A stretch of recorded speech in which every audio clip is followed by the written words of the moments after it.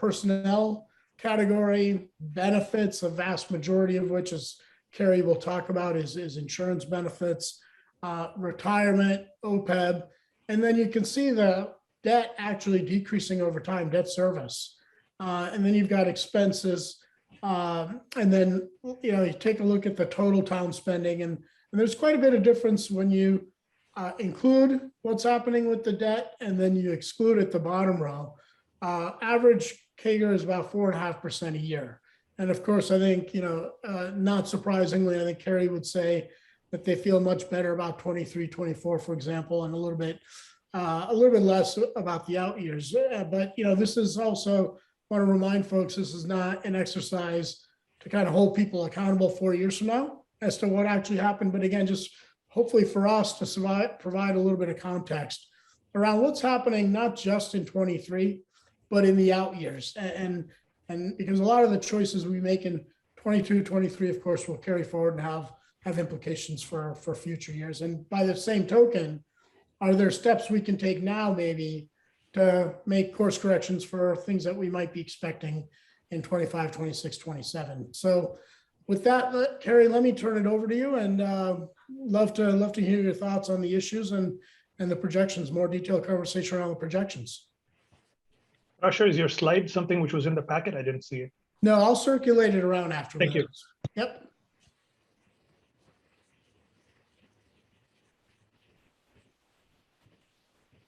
Hold on a second. Carrie, go ahead. Peggy had a question. Okay. What's a CAGR? Oh, compounded annual growth rate. Okay. Sorry. All right. So I have. Hold on, Dean, did you have a question? Yeah, the question I had is, it seemed kind of inverted that while the debt service line items were by and large going in a modest direction or downward, that when you exclude the debt service, the CAGR for the entire other rest of the program is greater than when debt service is included. So it doesn't, I don't understand how that works, but maybe I just need to think about that more. Well, So you have, what you're doing is you're excluding some of the items that are on the higher end of the growth rate. Well, no, the tier 3 is actually going down. It's a negative growth. Tier 3 is going down. Okay. Right. Yeah. All right. I guess I got it now. Yeah. It's the tier 3 piece that's causing that. And the tier 3, that's exactly right. Yeah. Okay. All right. Go ahead, Carrie.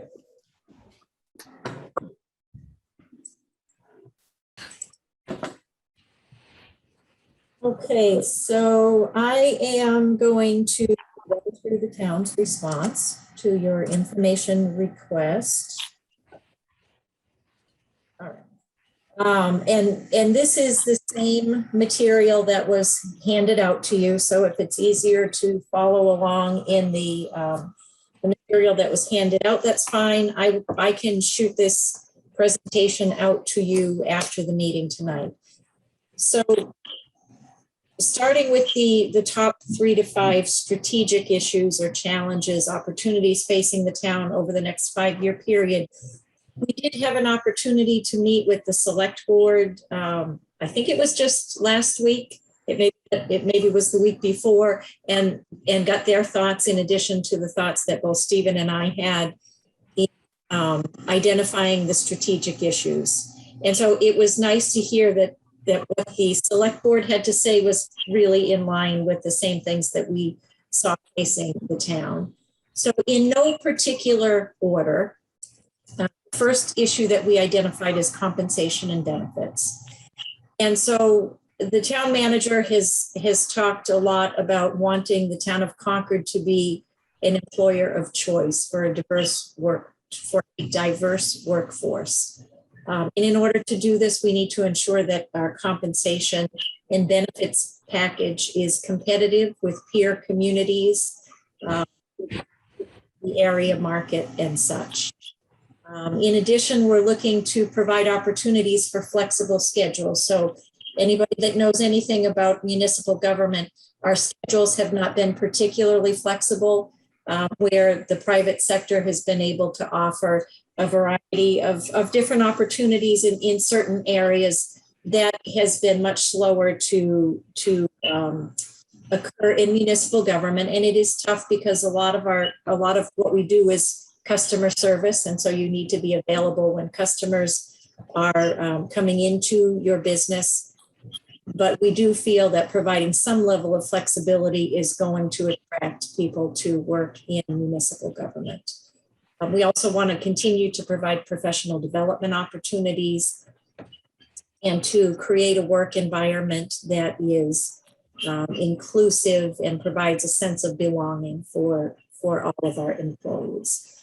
So specifically in the current year and moving into fiscal 23, the biggest issue that we face is the way that we got through fiscal 21 and 22 is by providing a lower salary adjustment to a lot of our employees, even in peer communities. And so the town manager is feels very strongly about making sure that we're moving in the right direction and getting our compensation back on par with peer communities.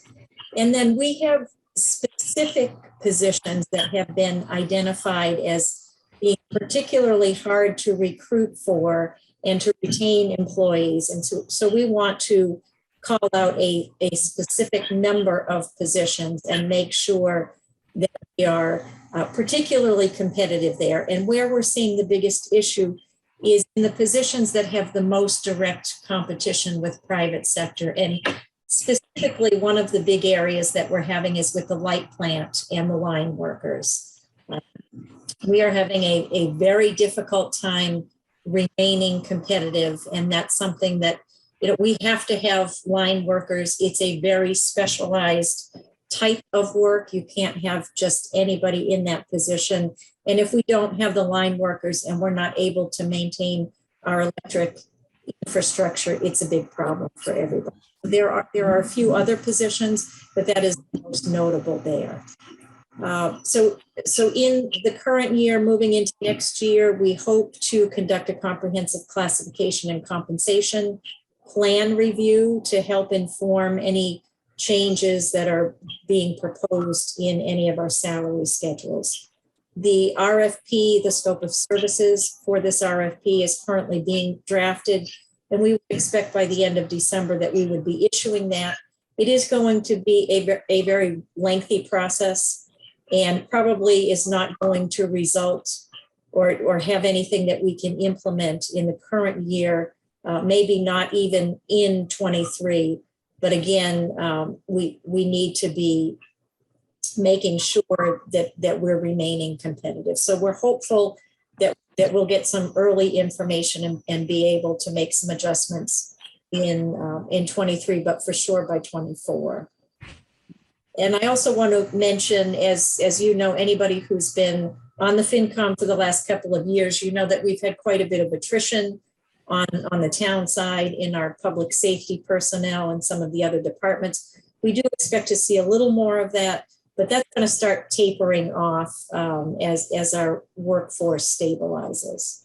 I see a question, at least from Eric. I'm not sure if anybody else has. Yeah, I think Eric raised his hand. Eric, can I just ask one question before you go? I'm curious, Carrie, do you have some sense, rough numbers of the proportion, maybe as a percentage of overall compensation, that we might have to increase to get back to be competitive with peers? And then if so, is that number baked into the 5-year projections for the out years?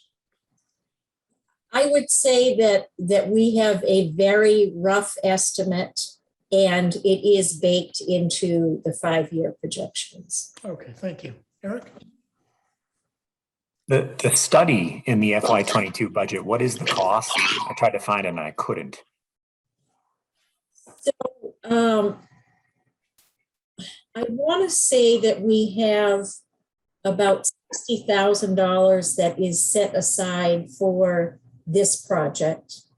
I'm not sure. We haven't gone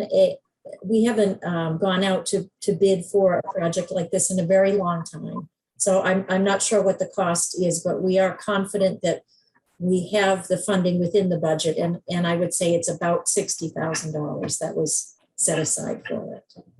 Thank you. Earth?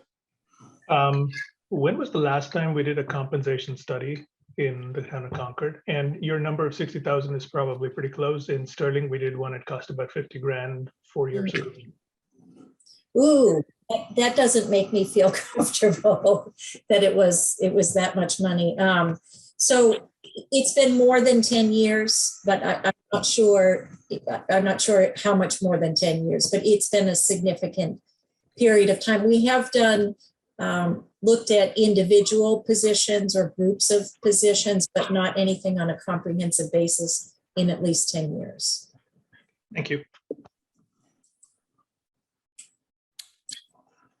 I don't see any other hands. Carrie? Mary has her hand up. Oh, Yeah, I have a Mary, did question. you have something there? Thank you. Carrie, can you tell us briefly what the salary reserve is? Can you explain that to us and how you intend to use it? You say highest priority. I guess that assumes you're going to use the salary reserve to attract people, or what exactly, what do you mean by that?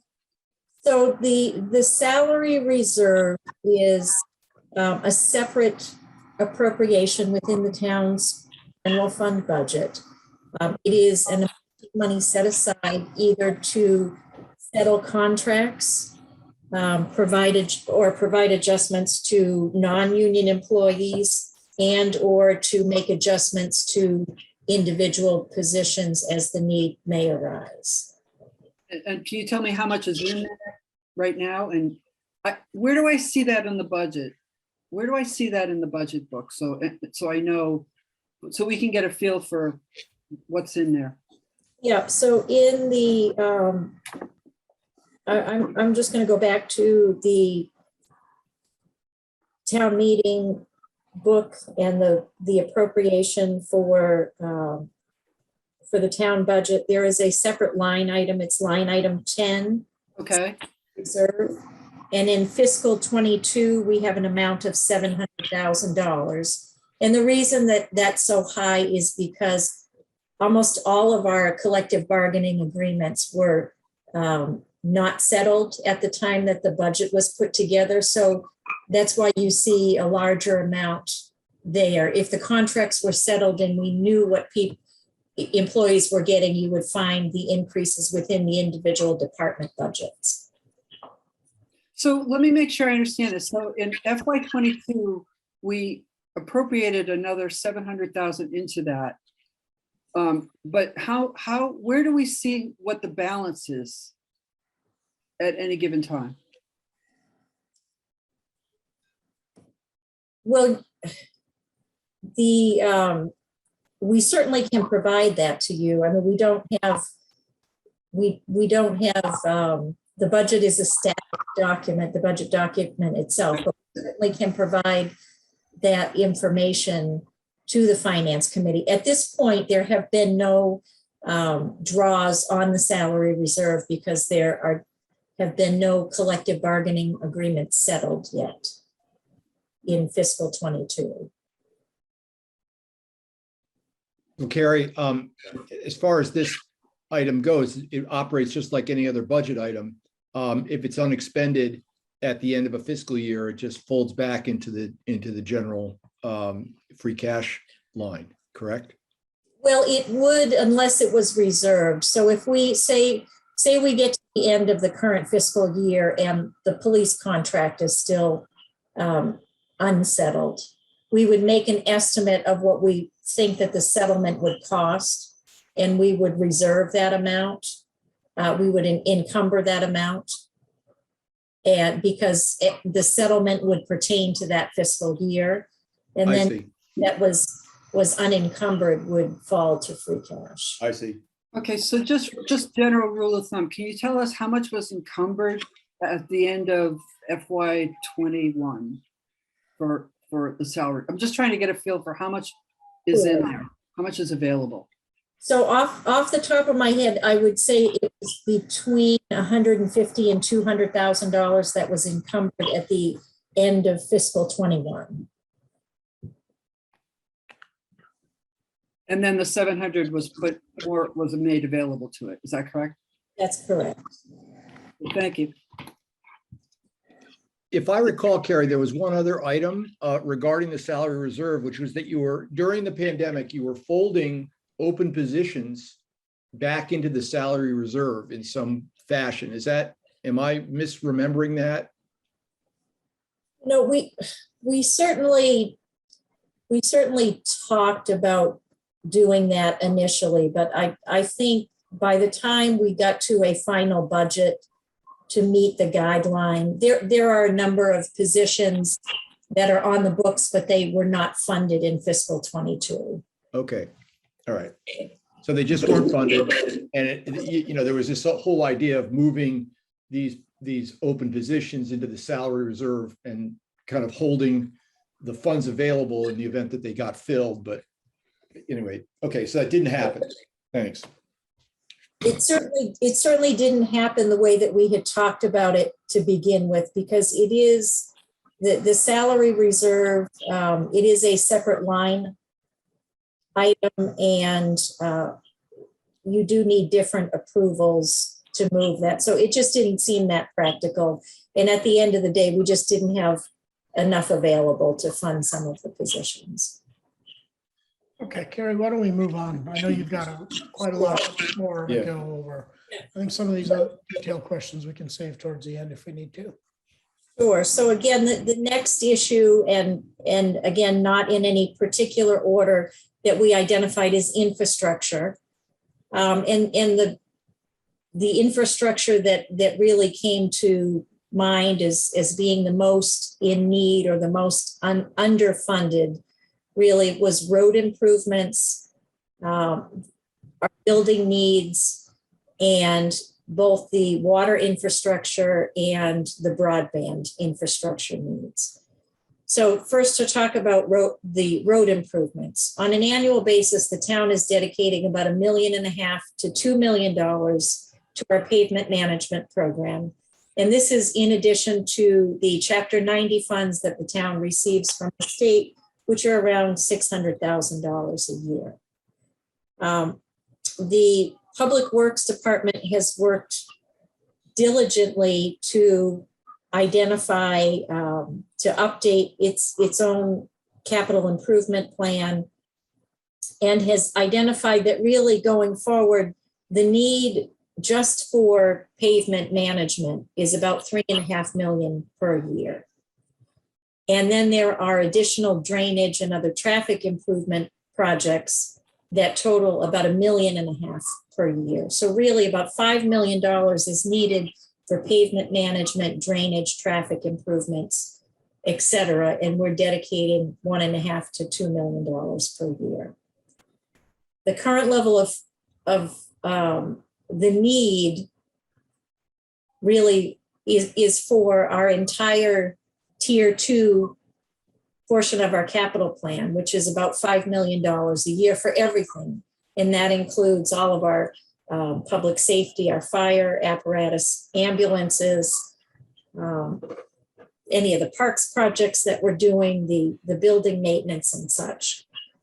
And so in order to ensure an appropriate level for funding of roads, and this is what we hear from the public most often, we really need to take a look at whether or not that 5% policy cap makes sense.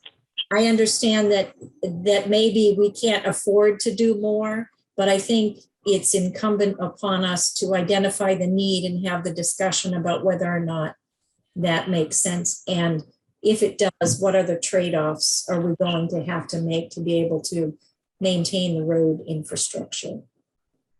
We also have building needs, which we've talked about. We have needs both, or the most prominent needs are in public works. And public works is not only the building, but we have a pretty substantial salt shed project that we would like to move forward. But we understand that in the next 5 to 10 years, it's practically impossible to plug in a project of that magnitude. And so we have to figure out what's the best way to proceed, because the building needs are pretty imminent. We also have broadband infrastructure needs, which has gotten a lot of talk lately, and water infrastructure needs, both with the on the treatment side, or the plant water treatment plant side, and then with PFAS. And these needs perhaps exceed what the enterprise fund can support in terms of user fees. And so that's a big discussion that we need to have. And obviously we don't have answers right now, but these are things that we're going to have to work through over the next couple of years. This is Sure. I'm sorry, were you going to say something else? No, I was just going to ask if there were questions. I didn't see any hands. Yeah, let me start off with three hopefully simple questions. What does PCI equals 85 mean? What is PCI? PCI is the pavement condition index, Okay. and it's on a scale of 0 to 100. It is completely, I don't want to say arbitrary, but it's up to the community to decide what PCI it's trying to achieve. And I would say 85 it's not on the high end, but it's certainly a very healthy pavement condition index. And in order to achieve an 85, we've estimated that it's about $3.5 million per year. Yep. And then two other very simple questions. Do the 5-year projections assume an increase in the 5% cap, or is it exclusive of the extra needs that you've outlined here? The 5-year projections of spending. So the 5-year projections right now assume that we are going to follow the current policy, which is no than 5% in debt. And then you said in the next couple of years, you want to reassess, or you'd like to reassess. Do you have some time frame as to, is that in the next 12 months, or do you think that conversation starts 15 to 18 months from now? I think it's in an even shorter term than the next 12 months. Okay. We are just completing the data gathering stage for our CIP process, and we'll start evaluating the beginning of November. We take the month of November while the departments are working on their budgets to take a deep dive into the capital and try to figure out what we can reasonably fund within the next 5-year period. Okay, great. Thank you. I've got Dean and then Amrith. Dean? So Carrie, on the last sentence there, that you have water infrastructure needs, NAGOG and PFAS. And the comment that you made was that the requirements to really work through those two problems at least may exceed the capacity of the ratepayers. But the overlay of water customers and citizens who would otherwise be taxed through a general debt issuance is pretty high. I mean, what is it like? Are we water coverage is like 80% of the town or something, 80% of the households? So the ratepayers are the taxpayers. There's not that many other people you would end up tapping. So it's going to all come out of the same pockets. It feels like whatever we decide to do there. That's my. Yeah, and I think when I made that comment, I was thinking more of broadband, and there has been some discussion, some initial discussion that perhaps we might use some of the ARPA funding, and at the end of the presentation, if you're not tired of hearing from me, I can run through that ARPA presentation, but and some of you have heard it, but there definitely is some interest in potentially using some of the ARPA funding to help out with the broadband issues. Okay, so it was more focused on the broadband and not the water pieces. Okay, thanks. That's good. Fine. I'm fine. Amrith, go ahead. Carrie, do you have additional slides which talk about the amount of money for either the broadband or water or PFAS, or is this the only infrastructure slide? This is the only one. When we get into talking about our CIP, we definitely will have much more detailed information about the estimated costs for those different items. are they imminent? Are they things which we need to focus on as a priority? I don't assume there's a PCI kind of index for broadband or water, is there? No, nothing similar. So in terms of the water infrastructure, the town, I want to say in 2016, authorized $16.5 million for water infrastructure improvements to be funded through the rates. And the rate structure for water has taken that potential debt service into account. And we also have some grant funding through the Mass Clean Water Trust as well. So that that's pretty well in hand. The PFAS portion of it is still evolving, and we don't necessarily have that's still under evaluation. So the costs associated with that are not quite as known as the NAGOG water treatment plant. And then broadband, we do have the study committee that's looking at that. And I think we're waiting to hear the results of that before we start talking about what the potential costs are. And has Representative Naughton or anybody contacted the town about PFAS? I know he contacted Sterling recently, and he's heading up something in the PFAS area. You know, that I'm not sure, but I don't know for certain, but I would assume that is the case. Okay, thank you.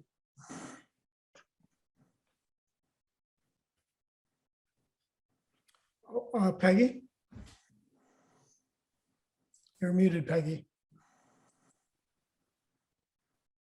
I'm sorry, I was just, there were some things on this list that I thought would be covered by the enterprise funds themselves, such as broadband and water. So that was my question. It looks like we're going to get to that. And so that, for sure, that is the case. And when we put this list together, we were thinking about the town comprehensively and not necessarily just the general fund budget.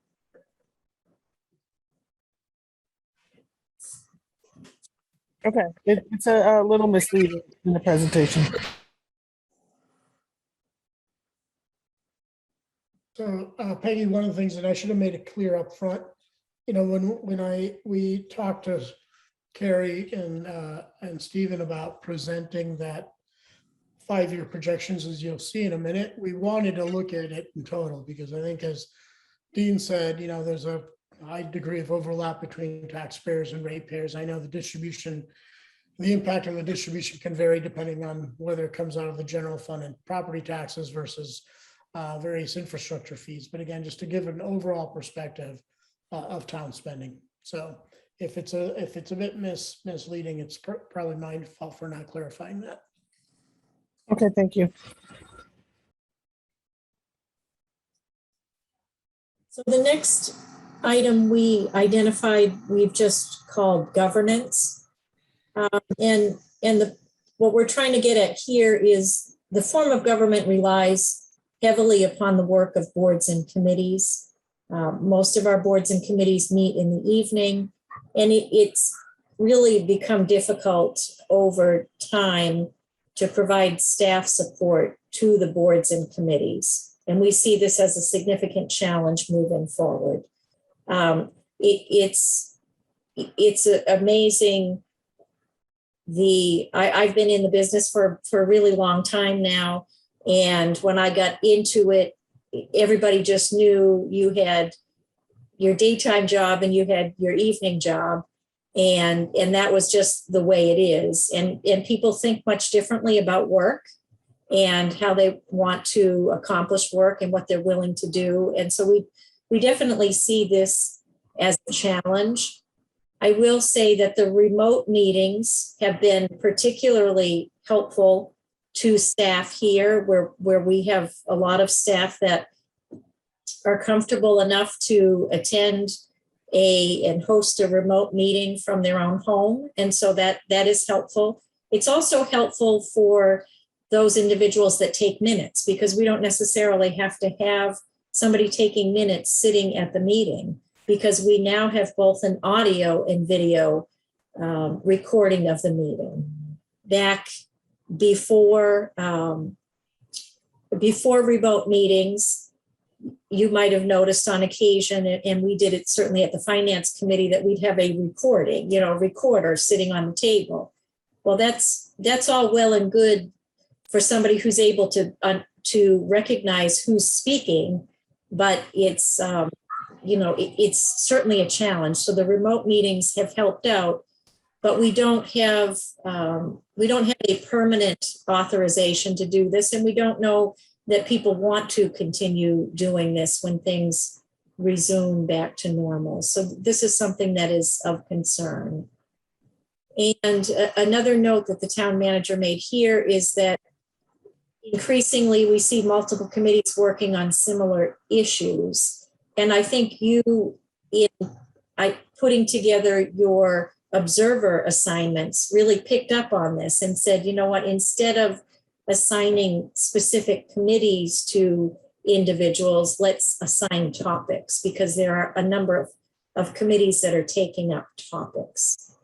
And so we certainly don't want to be adversarial in putting this forward. We're not presenting this as we need to look at the charter and change the charter. This is just, it's something that we really have to grapple with, that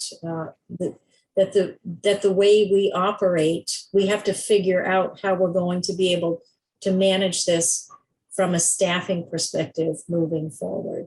And so we do expect in the fiscal 23 budget to add some additional funding that is not existent in the fiscal 22 budget for administrative support to committees, not necessarily to any one, but maybe to have one or more individuals working on a part-time basis, really just addressing the minutes issue and making sure that committees are having meetings posted on time and helping with packets to the extent that that's needed. Thanks, Carrie. Okay, good. So you're not advocating for the abolition of the finance committee then? Not yet. John, if this meeting runs longer than 2.5 hours, I'll advocate for that.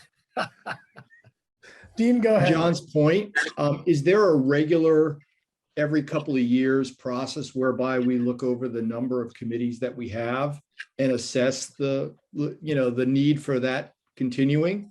Is that a review that happens every 2 years, every 4 years? Does it ever happen?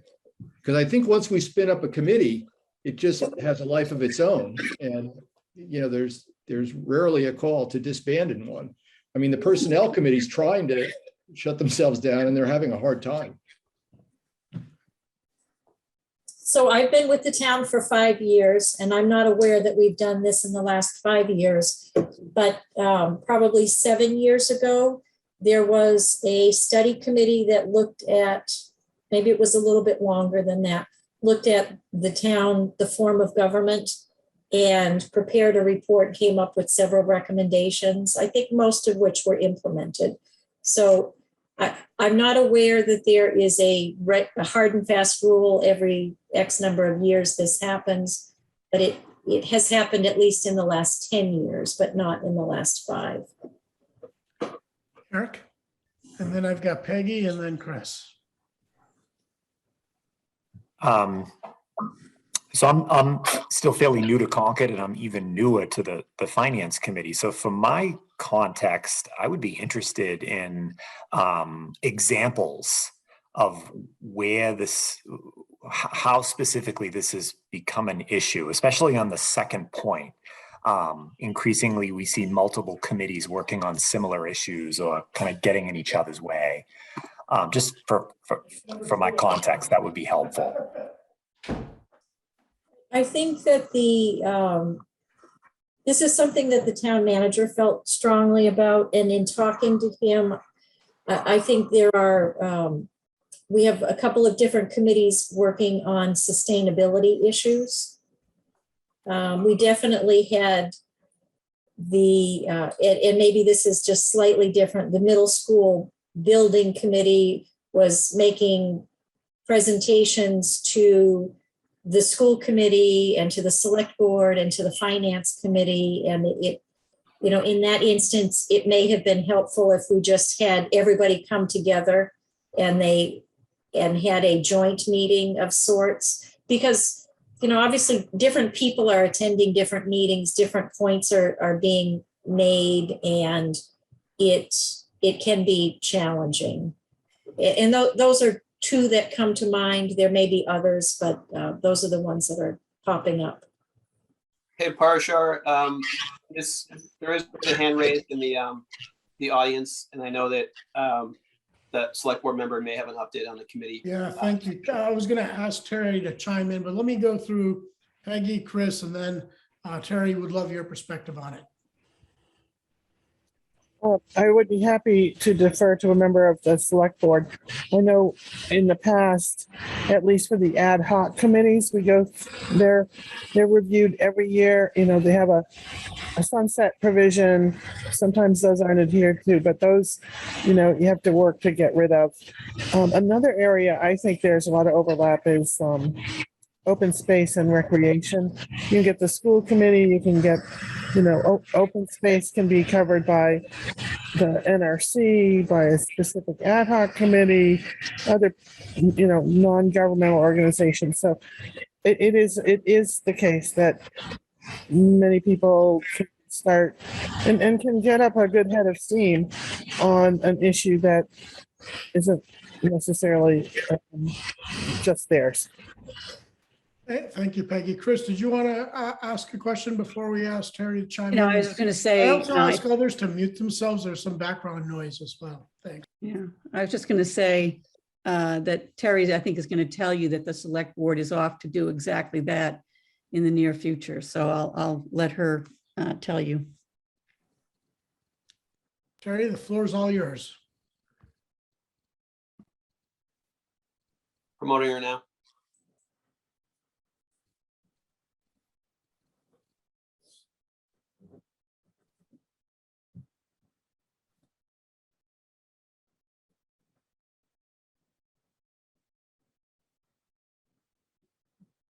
Terry, you're on the panel. You're also muted, Terry, in case you're speaking. There. Sorry, it takes a long time to rejoin and get off mute and everything on the webinar format. Yes, the select board is also very concerned about this. We started the year with 60 committees, which is too many. We now have 65 or 66 committees. We are supposed to be, our goal was to decrease the number of committees. The problem is that at the last town meeting, we had a request for several more committees. So one of our goals is to streamline, consolidate, figure out what to do, because the select board is also spending too much time on these committees. Not just staff time. And in fact, I've heard that some people don't want to run for select board because they think they're going to be out 7 nights a week at meetings. So it's a problem for everybody. And actually this Monday night, we are doing a focused meeting on committees. And there's a lot of things to do with the committees, so this is only one topic. And I'm not going to tell you we're going to solve the whole thing in that one night, but we are going to start discussing it. And we definitely recognize it's a big problem. Thanks.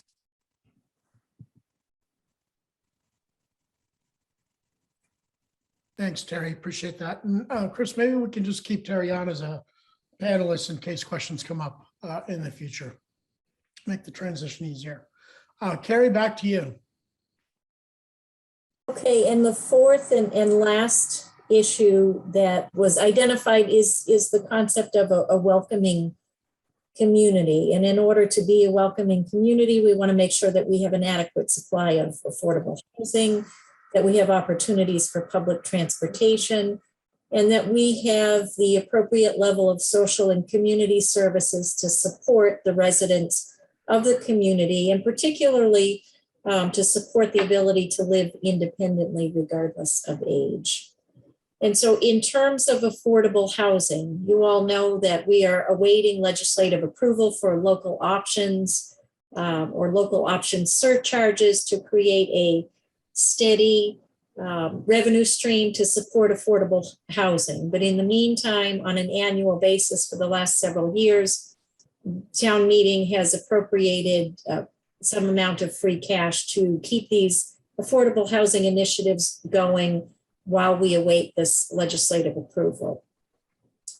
Unfortunately, the availability of free cash is limited because also on an annual basis, we use an amount, and it's been $1 million, at least the last several years, to reduce the property tax increase. We've created a middle school stabilization fund, put $2 million into that. There's strong interest in adding to that to the extent possible. So it is, we're at a point where we may not have the amount that we need to continue funding affordable housing through free cash, but we don't yet have the legislative approval. So this is particularly an interest, or it is a particular challenge for us going forward, at least for the next couple of years. Then in terms of public transportation, and I apologize, this is pretty busy, but public transportation has been an ongoing issue. Sure, we have access, we have 2 train stations in town, but we have members of the community that can't get to the train station, or they can't use public transportation for a variety of reasons. So we have what is known as the RIDE, which is a paratransit service providing transportation to individuals who aren't able to access public transportation because of their disability. The trouble is that to the extent, or to a certain extent, if we provide some additional or supplemental in-town transportation to get people to the train station, there is a possibility of jeopardizing the RIDE service. And so it's a balancing act that we need to, we definitely need to make sure that any increase in transportation is not going to be at the expense of the RIDE. So we do have the opportunity to participate in Crosstown Connect, which provides what is known as first mile, last mile commuting transportation. So to get people to the train station or home from the train station. But it would also serve as an opportunity to move visitors around the community, tourists around the community. And there's an interest in connecting the Minuteman National Park and the Great Meadows National Wildlife Refuge to the center of town. And so in order to participate in the Crosstown Connect service, we have to have vans available. So if we have vans, we can enter them into that pool or register them into the Crosstown Connect transportation pool. And then residents could be scheduling transportation there. This is something that we've talked about really for sure in the last 5 years that I've been here, perhaps longer than that. We estimate that to implement this program with at least one van, that we're looking at $100,000 or so. And ideally we would have 2 vans. So we're thinking $100,000 to $150,000 to start. And then in terms of social services and community services, we're just seeing a lot of new needs. We're seeing needs that have really exploded because of the pandemic and the particular challenges the pandemic has placed upon certain populations.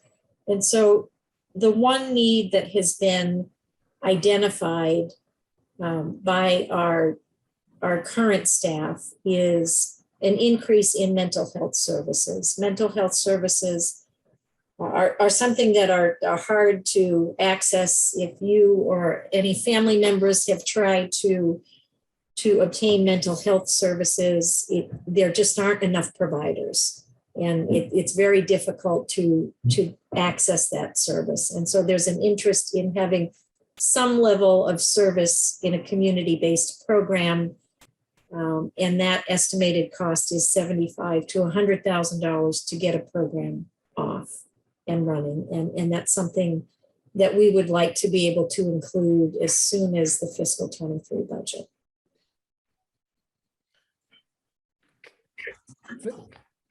Carrie, thank you.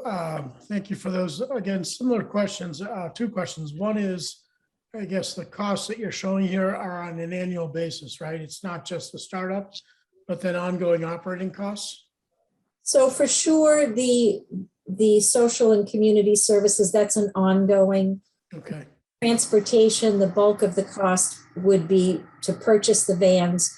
So that's not an every year, but there is a participation fee to be involved in that program. And then are these two feature costs, or are they also into the projections, or the projections are based on current services and so that's not factored in yet? These are not necessarily included.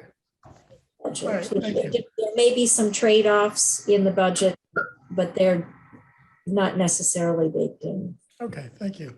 I've got Chris and then Dee. Carrie, so in your discussion on public transportation, you mentioned that the purchasing of vans could somehow jeopardize the ride. Can you explain that to me? Well, I can do my best. This is not my particular area of expertise, but the ride service is available because we don't have an alternative service available in town. And that's probably the easiest explanation. Okay, so the state could deem us to have, the vans could be that alternate means of transportation. And is your 100 to 150,000, which looks like it's the cost of the vans, would there also be head count? We would contract with Crosstown Connect for drivers. That would be our intention, that maybe after the program is well established, we might operate it locally, but at least to begin with, we have the opportunity to contract with this private agency and they provide the personnel. They provide the drivers. Okay, and that's included in your estimate? Yes. Okay, thank you. Dee? Yeah, Carrie, just going back to the, Carrie, just going back to the mental health cases, the uptick in mental health cases. I'm not looking for numbers, but I think you also said that mental health services are becoming difficult to find. So I'm wondering how you feel, how you know, or how you feel that you'll be able to implement a plan this coming year. I spoke with the deputy town manager about this at some length, because this would be an initiative within her departments. And she didn't feel that it would be difficult to find somebody to start a community-based program. So she felt that there's an adequate pool of people available to provide this type of service. Okay, thank you. Peggy? Are we, with this mental health, are we providing referral types of services? Or are we actually going out and providing face-to-face mental health services to people that need it?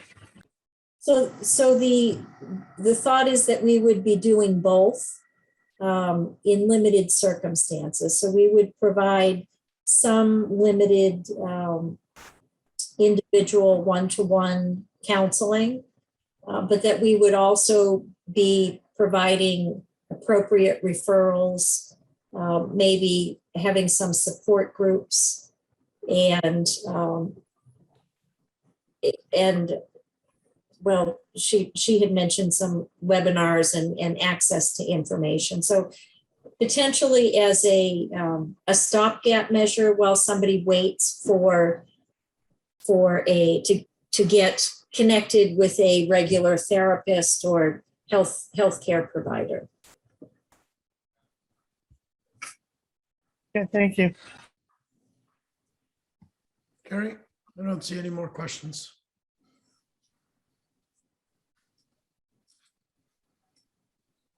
So then the next thing that you had asked is to look at the 5-year forecast. And I think I'm going to just leave this screen up and I'll talk through what our assumptions are on a very high level. So as you know, the way that the town budget is appropriated, the town meeting budget warrant article, it is a combination of guideline and non-guideline accounts. And so I've separated these out so you can see which are guidelines, which are non-guidelines. And the first is personnel. That does fall under the guidelines. The overall increase in full-time and limited status and or temporary salaries for the first 2 years of the forecast is projected, in the first year, fiscal 23, it's projected at a 5% increase, and then a 4%, 5% for both 23 and 24, and then 4% for 25, 26, and 27. So the reason for the additional increase to begin with is there is a feeling that we're behind market and may need to make up something in the first couple of years, but we'd like to the extent possible, wait for the data that will come as a result of the class and comp study. But we do expect that the increase in the next couple of years is going to be higher because of the where we are relative to market. The overall increase in overtime is at 3.5%. So then for expense, the expense category, we've broken this down, or this is inclusive of both contractual and commodities and contracted services. I said that twice. So the overall increase here is 3.5% for each of the years. We do expect that our utility costs, for instance, are going to be significantly higher in the next couple of years. But overall, we've got this projected at 3.5%. Also in this expense category would be the tier 1 capital projects. So our capital projects that we fund through cash, the 2 to 3% portion of budget that is supposed to be dedicated to the tier 1 projects. In the current fiscal year, we are at about 0.9%. So we are well underfunded. And we did this consciously because we were asked to preserve services to the fullest extent possible. And one of the ways we did that was by shorting our cash outlay. We know we need to get back to at least 2%. And it really would be helpful if we could dedicate 3%, because what we're seeing is we had been using roughly $100,000 as the cutoff. So if we had a capital item that was 100 or less, we would pay through cash, and anything over that we would put into debt. That had been fine, and we were funding our large rolling stock, the large CPW trucks that way. But now those trucks are over $200,000. And so we've pushed some of that into the debt plan, but that is competing with the fire engines and the land purchases and the building renovations. But unless we can bring the tier 1 level up to at least 2%, we can't really fund those items in outlay, and we'd like to get back to that. So we are assuming for the life of this forecast that we are going to fund tier 1 capital at 2%. And then when we get into the non-guidelines, the first item here is tier 2. So these are the items that we fund through debt within the levy limit. The policy cap is no more than 5%. And through the life of this model, we're at about 4.5%. So we are under, but we're not under by that much. And here we've included both the existing tier 2 that we're already paying for and an assumption for tier 2 projects moving forward based on the debt capacity analysis that we update on an annual basis. The tier 3, this is existing exempt debt, and here this number is inclusive not only of town CPS, but it also includes CCRSD and Minuteman. And so if you look at the total for fiscal 22 and you see it's $53 million, you're not going to be able to directly tie that back to Article 10, the town's budget, because it's inclusive of the CCRSD and the Minuteman debt as well. What is not included here is any projection for the middle school or any other tier 3 project. When you get to, I think on the 28th, we can look at this model again, and I'm happy to update it with an assumption for the middle school, but that's not included here this evening. For employee benefits, our health insurance projection is currently at 6% for fiscal 23 and 7.5% going forward. This is probably one of the more looser assumptions here. And the trouble we're having with health insurance is not only are we trying to understand the impact of the pandemic on healthcare and the cost of services moving forward, we are members of the Minuteman Neshoba Health Group. We, up until or through the end of this year, we will have 3 carriers. We have Harvard, Tufts, and Fallon. Harvard and Tufts are merging, and Fallon is leaving our group, and we're looking at bringing Blue Cross in. So we really have a lot of moving pieces in terms of health insurance. So we're carrying 6.5%. And you've probably heard me say before that we only have about 2/3 of the town employees who are eligible for health insurance currently enrolled. And for CPS, we only have about 60% of eligible CPS employees enrolled in health insurance. So at any point in time, employees can have events that would allow them to enroll in health insurance. And so we have to carry some amount to cover changes in enrollment from year to year and then within the year. The other parts of our employee benefits are retirement and OPEB. We feel much more comfortable with, because the retirement, we're getting to the end of the unfunded liability with retirement.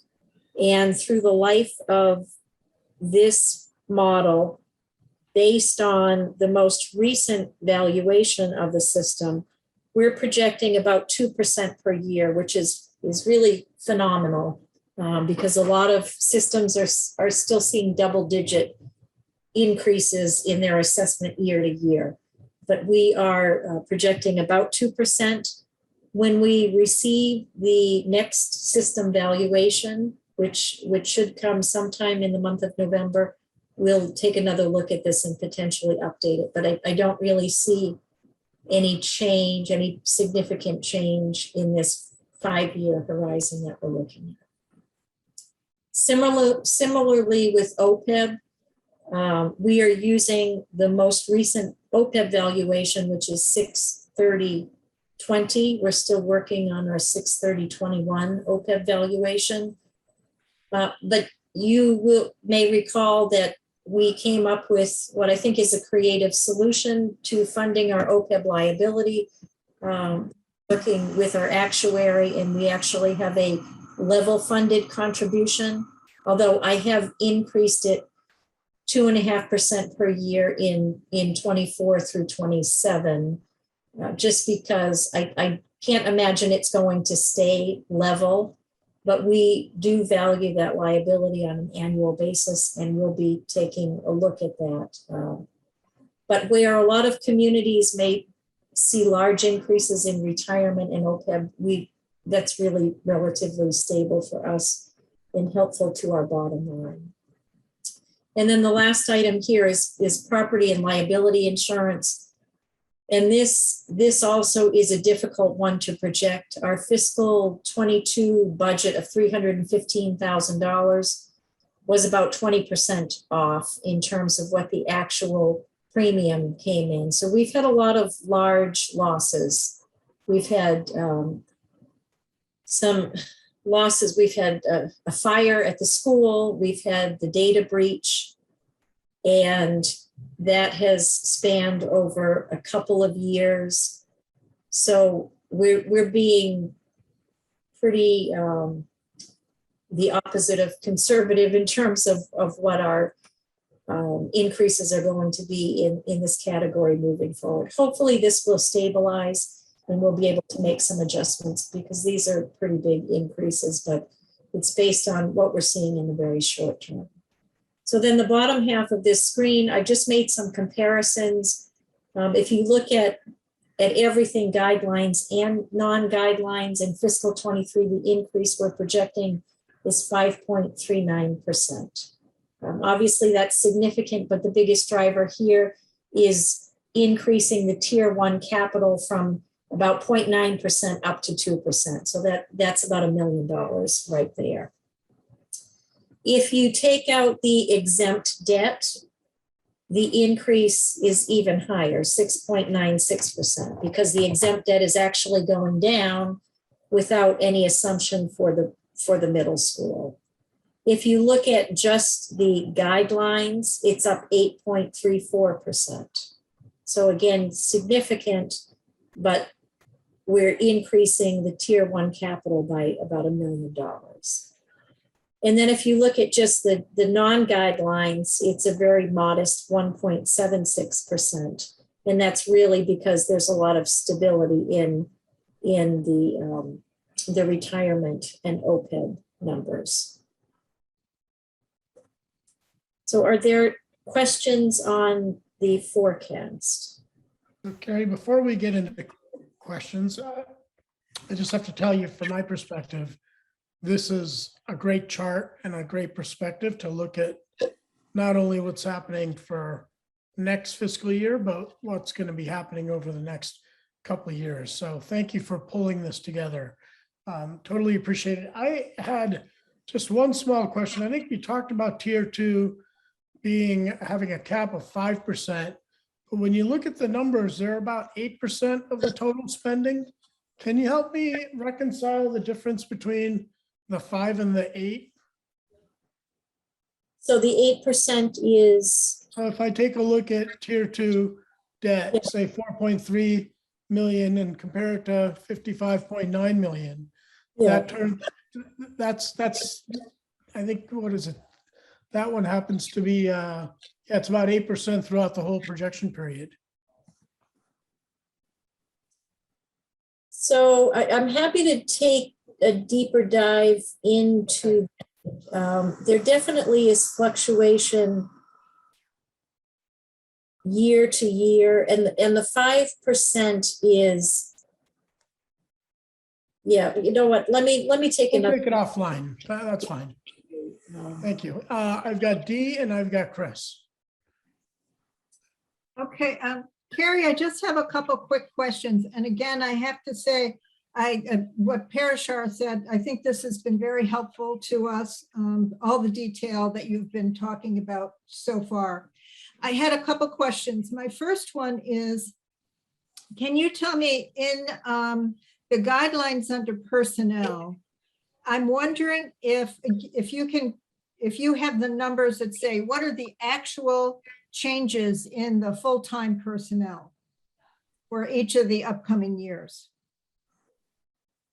I don't have that level of detail, but what I can tell you is we are projecting a relatively stable number in FTEs throughout the life of this forecast. We're not expecting any significant increase in personnel. I would say we do have the additional personnel for the library coming on to Right.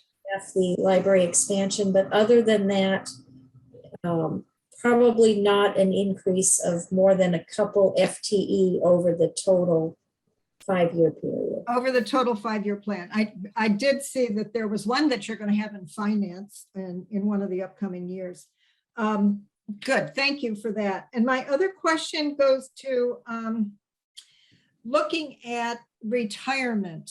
And I'm not sure what the retirement packages are for your full-time employees and how many years they have to have in service.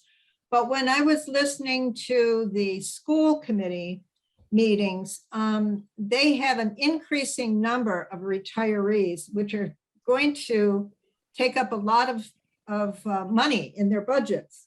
So my question to you is, when you're doing the classification and compensation review, will you also be looking at re-examining the retirement policy and the other benefits that employees receive? Well, so the retirement benefit is under state law. So there are very few adjustments that can be made at the local level for municipal employees. And so I wonder with the school committee if what they're talking about is the early retirement incentives that they have been offering. No, they did make a distinction, but we can leave that aside. If you are under certain state laws about what your retirees receive, then there probably isn't much wiggle room. That's correct. There are very few local rules that you can apply to the pension benefit that is afforded to municipal employees. And Dee, if you take a look at the PowerPoint slide that I showed earlier, I circulated to everybody, the retirement growth year over year through the period is only about 2%. And as a percent of overall spending stays relatively stable as well. So it's a large number, but the growth is fairly steady and slower than the overall rate of growth of other spending actually. Okay, I'll make sure that I look at that in more detail. Thank you. Chris? Yeah, Carrie, so you have the overtime as up 3.5%. Is there a driver for that? That is, well, it's based on salary growth. So it's derivative. Yeah. Okay, it's not that you think we're going to have more overtime. It's just derivative of increasing salaries. Correct. Okay. And then this distinction that we're drawing between tier 1 and tier 2 and cash versus debt, I'm a little bit confused, and maybe you can clear it up for me. So I remember in the FY 22 budget, us having, looking at a lower amount of amounts funded through cash, But when I thought about tier 1 and 2, I didn't think overall we were under the percentage that you normally were at. So am I just wrong on that? Yeah, we definitely underfunded tier 1. But was it offset in tier 2? No, It was not. Okay. Okay. So that's just so I'll have to go back and look at what I'm thinking about, but I remember having less on the cash side. So this issue of the items that are typically in tier 1 having higher price tags, like you mentioned, these DPW trucks and so forth, that's just going to cost more. It really doesn't matter what bucket you want to put it in, whether it's cash or debt, it's going to cost more. Is that right? yes, it's definitely going to cost more. And you know what? In fiscal 22 is the first year that we actually put DPW vehicles in tier 2. So you are correct. You're probably remembering that discussion. And that was something that we did that was different than the recent past practice. And it was because of the severe limitation on what was available to tier 1. But I do think moving forward, we would like to be able to pull that category of purchase back into tier 1. Okay. So the roads, where would the roads go? Is that in these categories, or that's under maintenance somewhere else? The pavement management program project. Yes, right. They're under tier 2.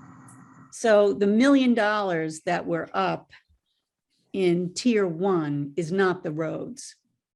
That's correct. Okay. And you haven't added the 5 million that you need for tier 2 roads? We have not, because we have not yet made a comprehensive review of all of the requests that were submitted. Right. Yeah, I mean, it is hard to believe that we will be able to figure out how to fit that level of funding into our existing framework. So we're going to have to come up with a new framework. Right. Or trade-offs, right? So that would have to be pretty substantial. You'd have to really cut back on parks and so forth in order to be able to give everything to roads for some period of time. That doesn't sound likely. I guess it sounds less likely. Okay. Comparing these numbers, so if I look at the guidelines number there for FY23 at 8.34%, that's a very significant increase in the guidelines. If I were to go, I guess my question is, if I would look at the growth in guidelines or using perhaps FY19 as a base, would we see a lower percentage? In other words, was there the dips in 21 and 22 tied to revenue cause the growth in 23 to look outsized? Yes, but even if you took that into account, it would not be within a reasonable range, right? It's not like if you took that into account, we'd be looking at 3.5%. It's still a significant number, but it definitely would be lower than it's showing right now. Right. So maybe it's 6% or 5% or something like that. So that's a very significant increase. And have you thought through the ability to, or I guess the other question is there going to be any offsets coming from revenue? Do we think we're going to see revenue growth that would help to offset this in what's available for guidelines? So we definitely can get into that in a bit more detail on the 28th, but I can tell you what we are seeing is sort of a return to,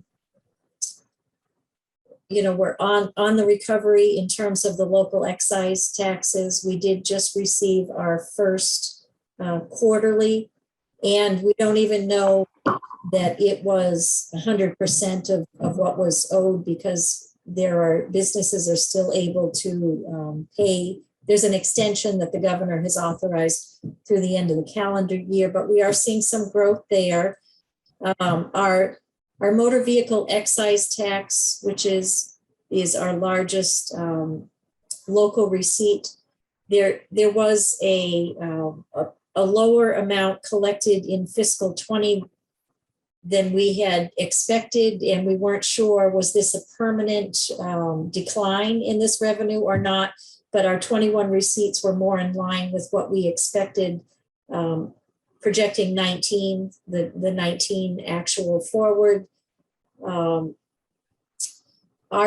new growth is, we are awaiting our new growth for fiscal 22 to be certified, but the number we're submitting is about $200,000 higher than what we had estimated. So even with the difficulty in all of the supply chain issues, and it's definitely impacting renovations and remodels and the like, we are seeing more growth than new growth than what we expected. So that's a positive sign. And then we will have access to ARPA funds if we so choose to supplement lost revenues. So that's something that we're not far enough into that discussion yet to make any decisions, but that's an opportunity. So definitely is opportunity for revenue growth in 23 over what we've seen in the last 2 years. Good. Looks like we're going to need it. One last question on property and liability insurance. Is that, and you may have said this, I may have missed it, is that reasonably hard, or is that your, kind of a guess, given the fact that you've had a fire and the data breach? How hard or soft is that growth? So the increase in fiscal 22 was actually, it was a 35% increase over the prior year. We had estimated 15%, and we typically use 15%, which I know is high, but we have the cybersecurity insurance is a relatively new line of business for municipalities, and we're never quite sure what they're going to charge for that. So it's hard to say. We have not had positive loss experience in the end of 21 into 22. So I do expect we're going to see a big increase in 23. Hopefully what we've projected in 24 going forward is going to be ridiculously high. The town has recently established a risk management committee, and that is being headed up by the town manager and Jason Bulger, the IT director. And I know our insurer is going to look very favorably upon that, and hopefully that will have a positive impact on our renewals going forward as well. Great. One last one. So your contractual and commodities at 3.5%. Is that tied to any inflation assumptions? So how does the the predictions on higher inflation feed into these numbers here? I mean, I'm not going to say it's tied to any specific indicator. It's just a variety of conversations that I've had with different department heads about what services may be continuing, what things may be discontinuing, and then an assumption for utility costs. Okay, thank you. Thank you, Carrie. Peggy, before I let you go, just a quick question. When you're looking at the tier 1 and tier 2, the criteria, is 100,000. Are you going to consider maybe changing that in light of inflation from when the criteria were originally set? To your point, some of these larger equipment pieces now cost more than 100K, or is that or are we not looking at the actual criteria?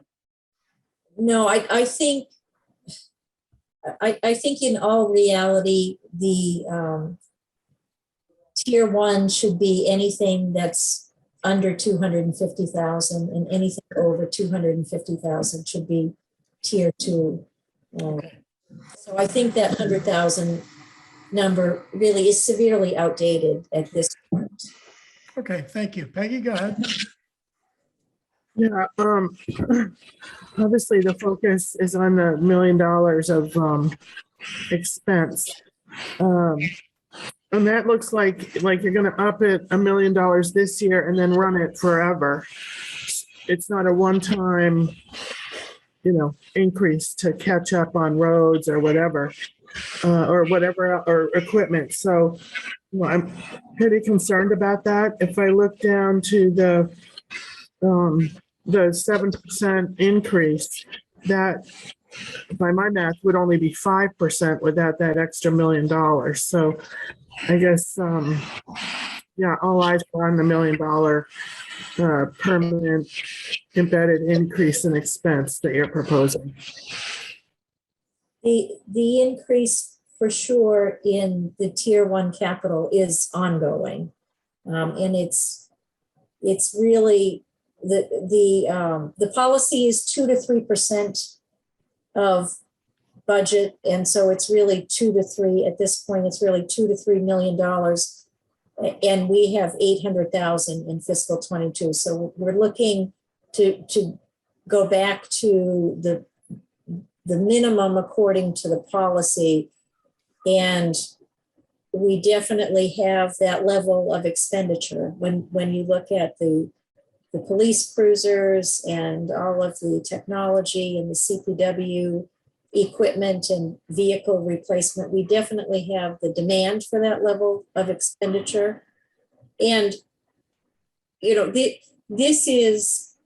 this forecast, obviously, we don't expect to present a budget that's 8.34% higher than the current year. And the finance committee is going to say, okay, we understand that this is not going to happen.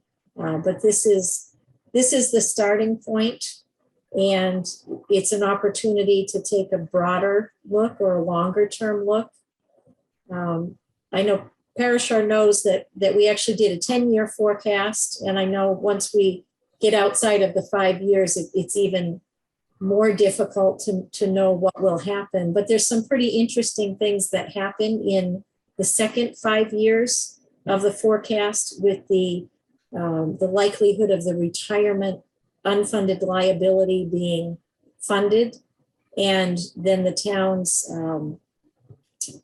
town's expense going forward is just system costs and no more unfunded liability. And that I believe that decreases the annual assessment by $1.8 million in the first year. So that's significant, and that happens pretty early in the second half of this forecast.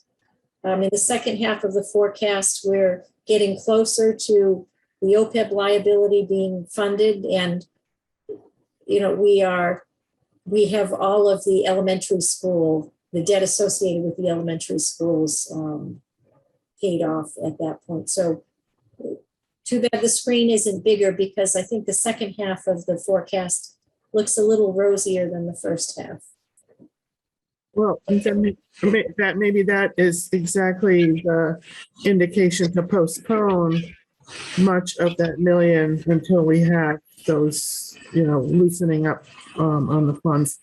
And I'm just curious what at the 8.34 or at 5%, what the tax rate implication is.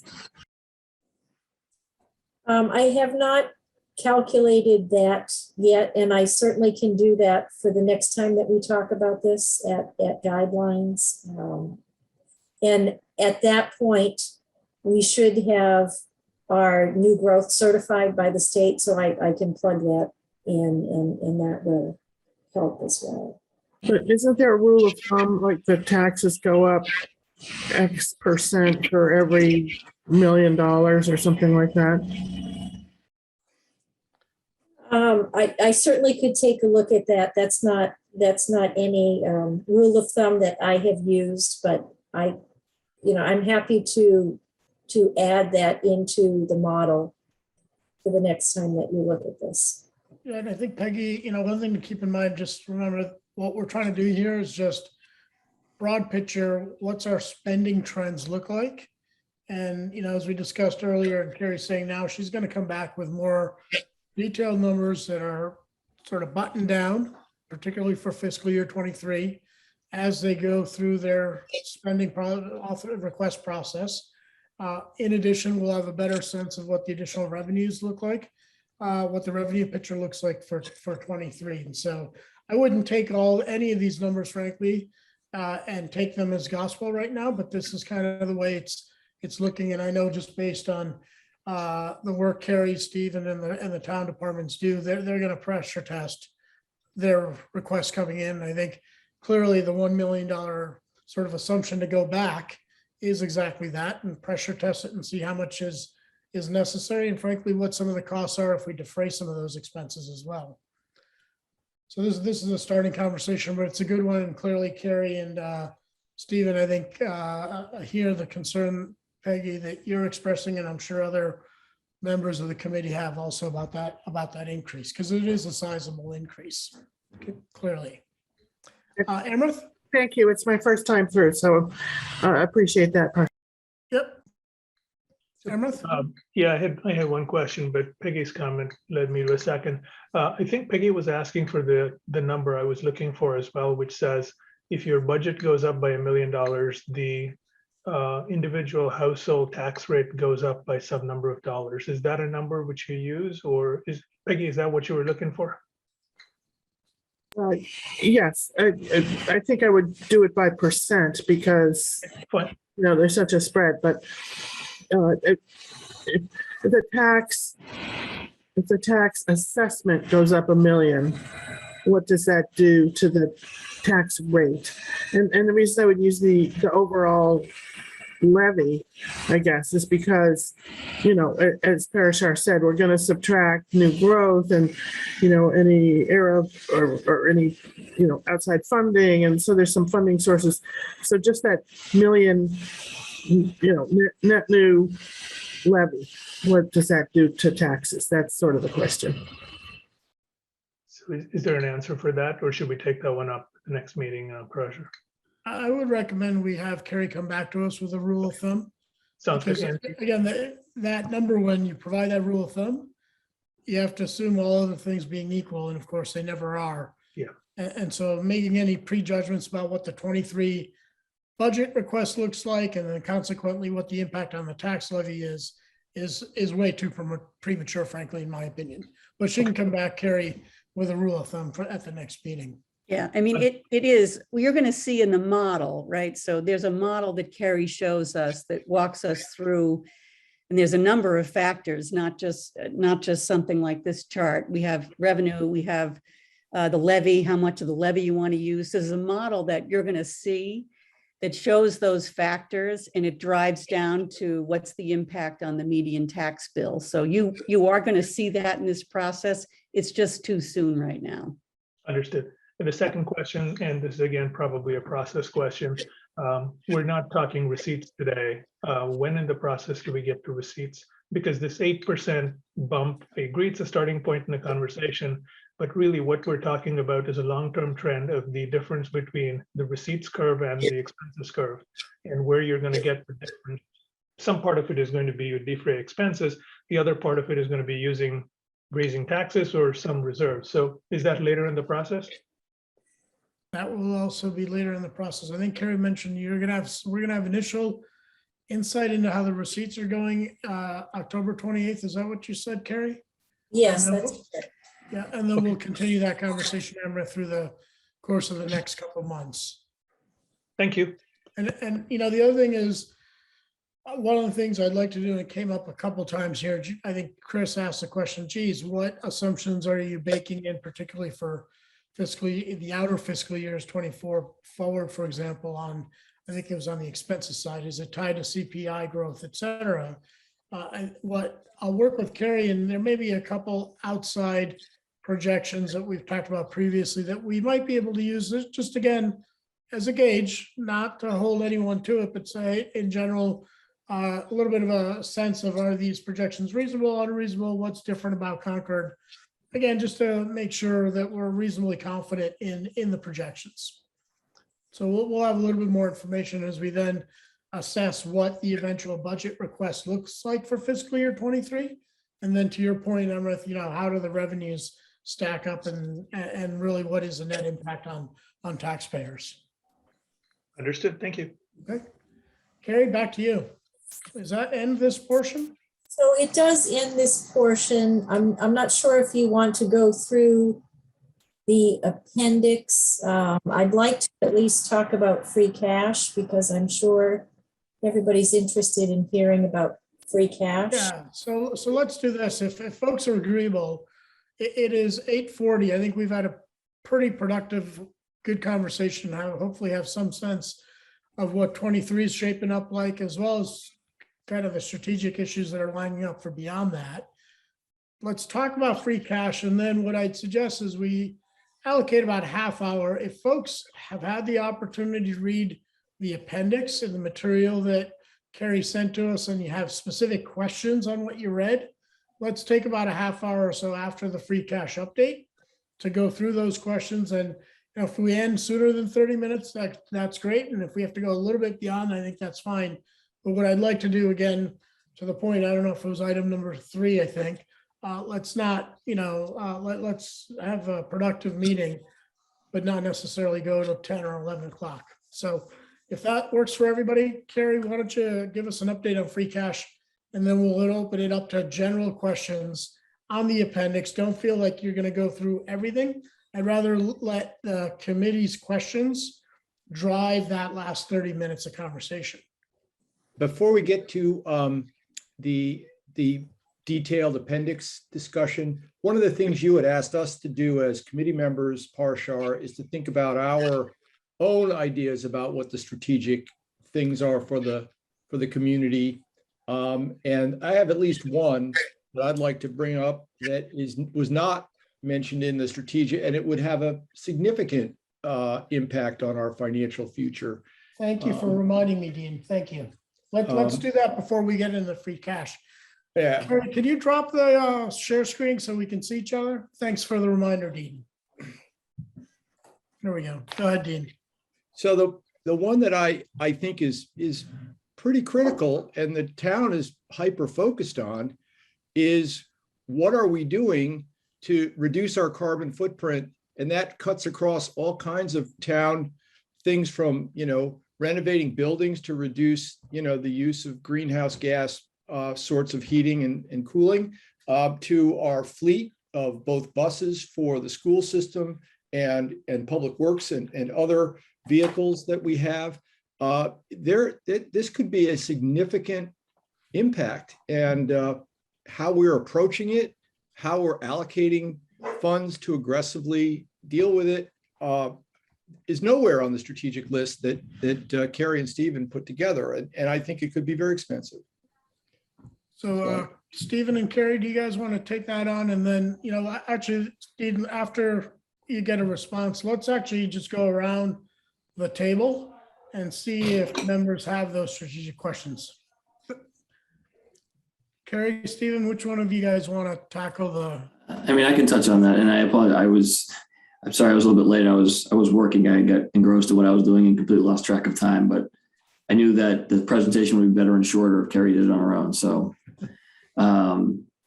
I think, just very briefly, sustainability is woven through literally everything we do.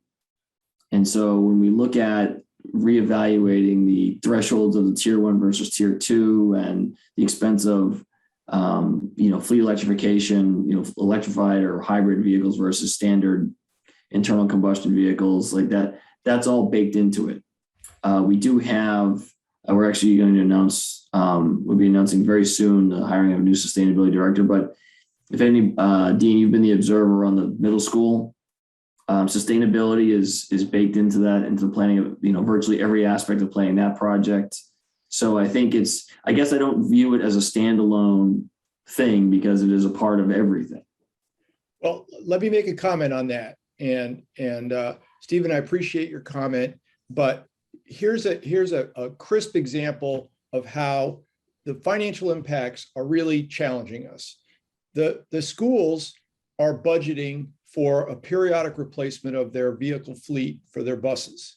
And they have specifically stated they cannot afford to, without quote, busting the budget, to buy electric buses. There have been some creative ideas to get a grant here and a bus there, but they are very clear with they're going to have to keep buying diesel buses unless unless we really want to spend a lot more money, because they're 3 times as expensive per bus.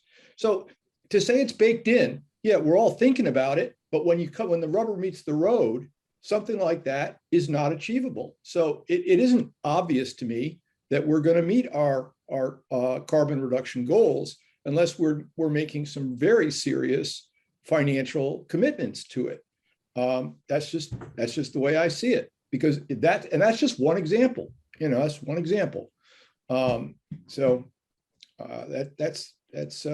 It's hard. It's not. It doesn't just come. A building doesn't just get completely electrified without a significant financial investment that I don't see even mentioned on the strategic plan. That's all. These are expensive undertakings.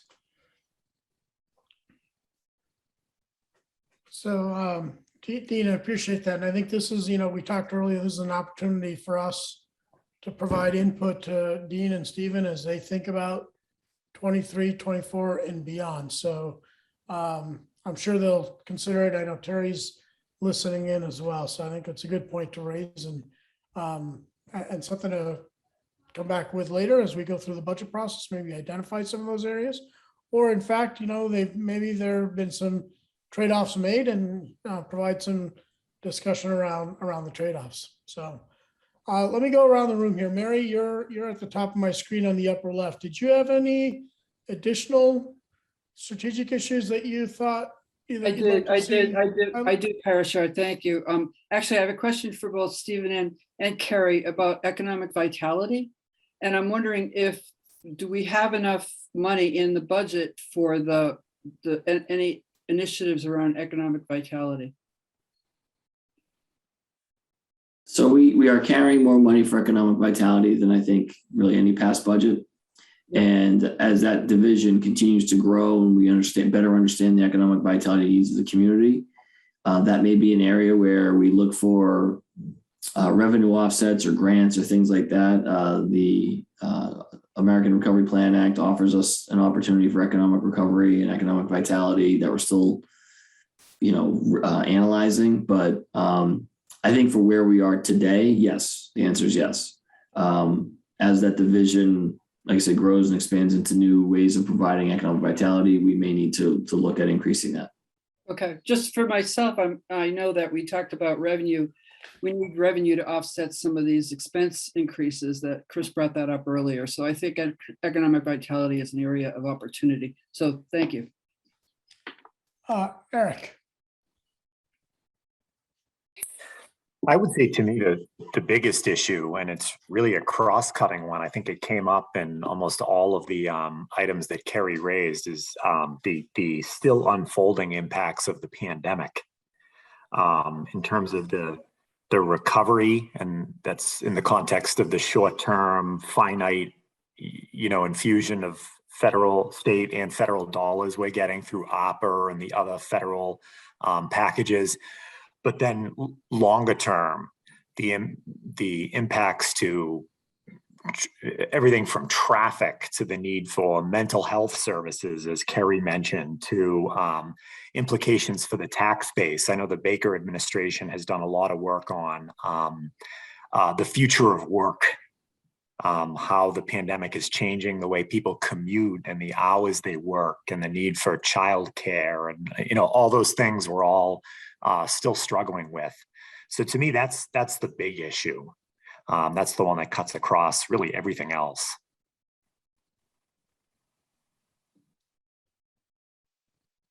Stephen, Carrie, any thoughts, or should we I think from the certainly from a programmatic standpoint, I agree. Mental health, the things that we touch, mental health, things like that, providing high quality services to maintain the quality of life and by extension, the value of people's properties is a big priority. The employer of choice is really the primary, at least in my view, is my primary objective, because that is really, it's an initiative for talent attraction and retention to continue to get great employees that will serve this community and meet the community's expectations, but also build a more diverse, equitable, and inclusive workplace where people can feel that sense of belonging.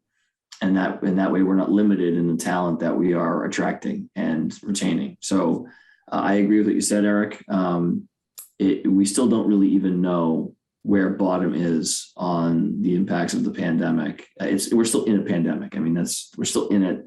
The stories about labor and what's happening in the labor force right now, that's an unfolding, like daily changing thing. Cost of materials. And I think, there's this disconnect between, well, I shouldn't say disconnect, but there's this tension between expectation because most, people who aren't providing services have been kind of waiting on hold and really want things to happen quickly. But there's this delay, whether it's labor or materials or something else. And so there's this kind of tension that's really bubbling. And we're trying to kind of stay ahead of that. And that's what the employer of choice thing is. So we know as an organization, we still are viable and attractive for people who do want to have a great job. Thanks, Stephen. Peggy? Anything missing from your perspective? You're on mute. Maybe she stepped away. Chris, anything missing from your perspective? I think it's a very good list, and I thank Stephen and Carrie for pulling it together.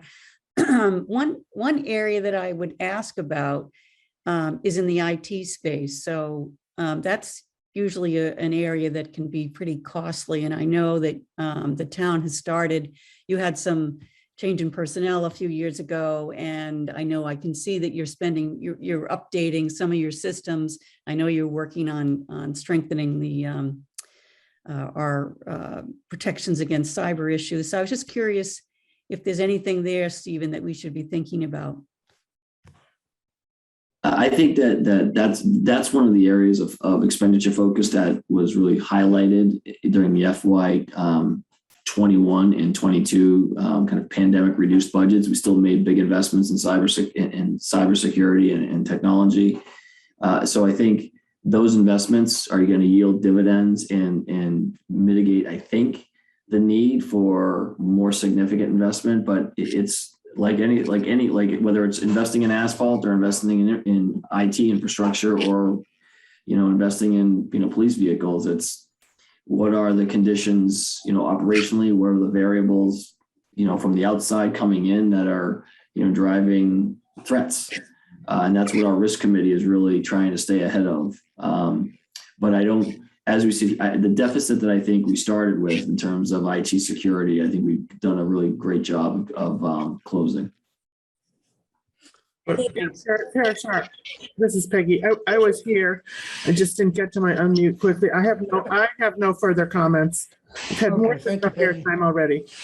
Okay, thank you. Next, we've got Dee. Thank you. First, I really want to commend Stephen, you and Carrie for this list. I found it very thoughtful and very thought-provoking. And I agree with all four buckets. How can you not? If I had a priority, my priority would be infrastructure. I do think that there are great needs, whether it's on the water side, whether it's on the drainage problems, whether it's for personal safety. I think that we need to be looking at that more critically. And then secondly, I want to go back to something that Dean said, which is it's all about sustainability. Where is sustainability? And my thought there is, how do we live differently? And so if we started to think about some of the other initiatives, whether it was, and I'll pick out the one that I think most about, which is the access public transportation. How can we really live differently like that? And so if we think about a town-wide public transit system, what would that look like? Who would use it? And how do we as a town interact with our schools? I live on Thoreau Street, and at 7:15 to 7:30 in the morning, you cannot get in or out of the driveway because of all the kids going to school in their cars. So if we really want to look at sustainability holistically, I think we really have to think about it every time we make a decision. And those are my pieces, but I really want to thank you for coming up with these 4 areas, because I think that I've never seen this before in a government document. And I was like, all right, this is great. Thank you. Thanks. Lois?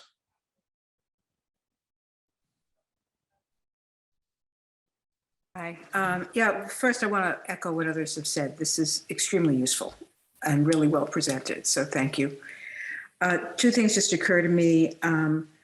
One of them is there are obviously going to have to be some hard choices made further down the road.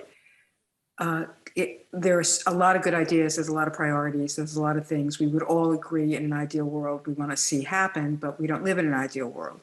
So I would just ask you, as you're rethinking this and further developing it, to think about giving us some real guidance about what your priorities are, because something's going to have to go, and we will be relying on the town to guide us in setting those priorities. So that's just something I'd hoped you'd be thinking about as you're doing it.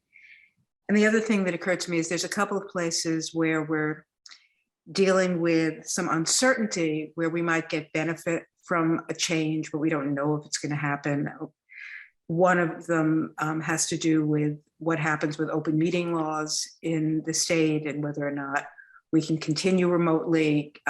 What I took from some of what Carrie was saying was that there might be some benefits to the town financially, and also in terms of retention of talented employees. If we're able to continue to do things remotely, there may be some offsetting costs. If there are positions that we should be advocating for, places where we want to inform the decision-making bodies that we'd like to see a particular change, not that we have the authority to make the change, we are an advisory group, but we can indicate to the select board what we think might be useful for their consideration. It would be useful to have information from you about that, so we can be pointed in the right direction. We can be advocating for the things that we as a group, with you, the information you provide, will benefit us in the town and the process. So those were my 2 thoughts. Thank you, Lois. Emrith? Thanks, Brasher. So I want to echo what Dee said earlier. The material was very informative, but most importantly, it was very thought-provoking. So thank you very much for that. That was really a good presentation and lots of useful information. To the question you posed us, Brasher, I was thinking about it in sort of 2 buckets. One was on the receipt side and one was on the expenses side. On the receipt side, the thing which I was thinking about was, what are the things which we should be thinking about, which are force multipliers for Concord? Getting $1 of revenue is hard. What does Concord have that we can say for the same amount of effort, we can get $10 of revenue? And what are those kinds of things? There was a mention in the meeting last week about how the hospital led to more medical practices coming up on Baker Ave. And now we've become a place where there's a concentration of medical practices. Every piece of revenue is good, but will we get more if we can become a hub for something? is medicine that thing? I don't know. But the broader picture is, what are the force multipliers we should be going for? On the expense side, I don't know that we've really bottomed out on this pandemic. I know, Stephen, you said we're in the pandemic, we've not bottomed out on it. But how hard have we thought about the services which people are going to look for coming out of this pandemic? And what changes is it going to mean? If you need to spend $1 million to get the roads up to speed in order to meet the commuting habits of pre-pandemic, or you had to spend $1 million on upgrading your broadband infrastructure for people who are going to be working at home in the foreseeable future, which one would you do? And how are we thinking through those problems? And the last one was very tactical. I got this email about a data breach. I hope we're considering getting somebody on a regular basis to audit our systems and make sure that they're safe. It's a specialty. It's a rapidly evolving field, and I hope we're looking to some serious measures in that area. So that's all I had. Thank you, Amrith. Ray? Yes, thank you. I apologize for being late. I have an excuse, a note from my doctor, but rather than reading that, yeah, the only thing, first of all, I'd like to echo what Lois said about priority inputs from Steve and Carrie. I think that'll really help us and maybe reassure us also of what things will be most important, most need to be protected going forward. I guess one thought I had was just that I'd heard some conversation earlier about the police department, police fire safety department having a big, being something that had been put off for a number of years. I have no idea what that is or how big that is, but it sounds like it's something that I haven't heard about in this conversation. And I will go back and watch this video to make up for the part that I missed, excuse me. Thank you. Yep. And then we've got Brian and then Kathy. This was fantastic, Stephen and Carrie. Thank you very much for this information. I'm going to be parroting a couple of, well, several things that that have been already said. So I think the way I was thinking about this process and the way you were kind of laying things out, I would love to see your priorities force ranked, because I think it would just kind of make it really a much cleaner. It would give me sort of a much cleaner perspective on really where are the pain points and how painful are they, and then it kind of gives us a baseline to really kind of think about things more clearly. And I'm not suggesting that you haven't really kind of gone through that exercise, but as we think about these ideas here, if these were force ranked, that would just be helpful to me. I considered two things and they've come up already, but I'll just echo them, which are, COVID's not over. And as I keep reading the paper, I pick up the paper, and one of the things that's on my mind and what's in the markets right now is we've got big supply chain issues right now. We don't exactly know what the knock-on effects are going to be longer term, 2, 3, 4 years from now. Maybe it's not that much time.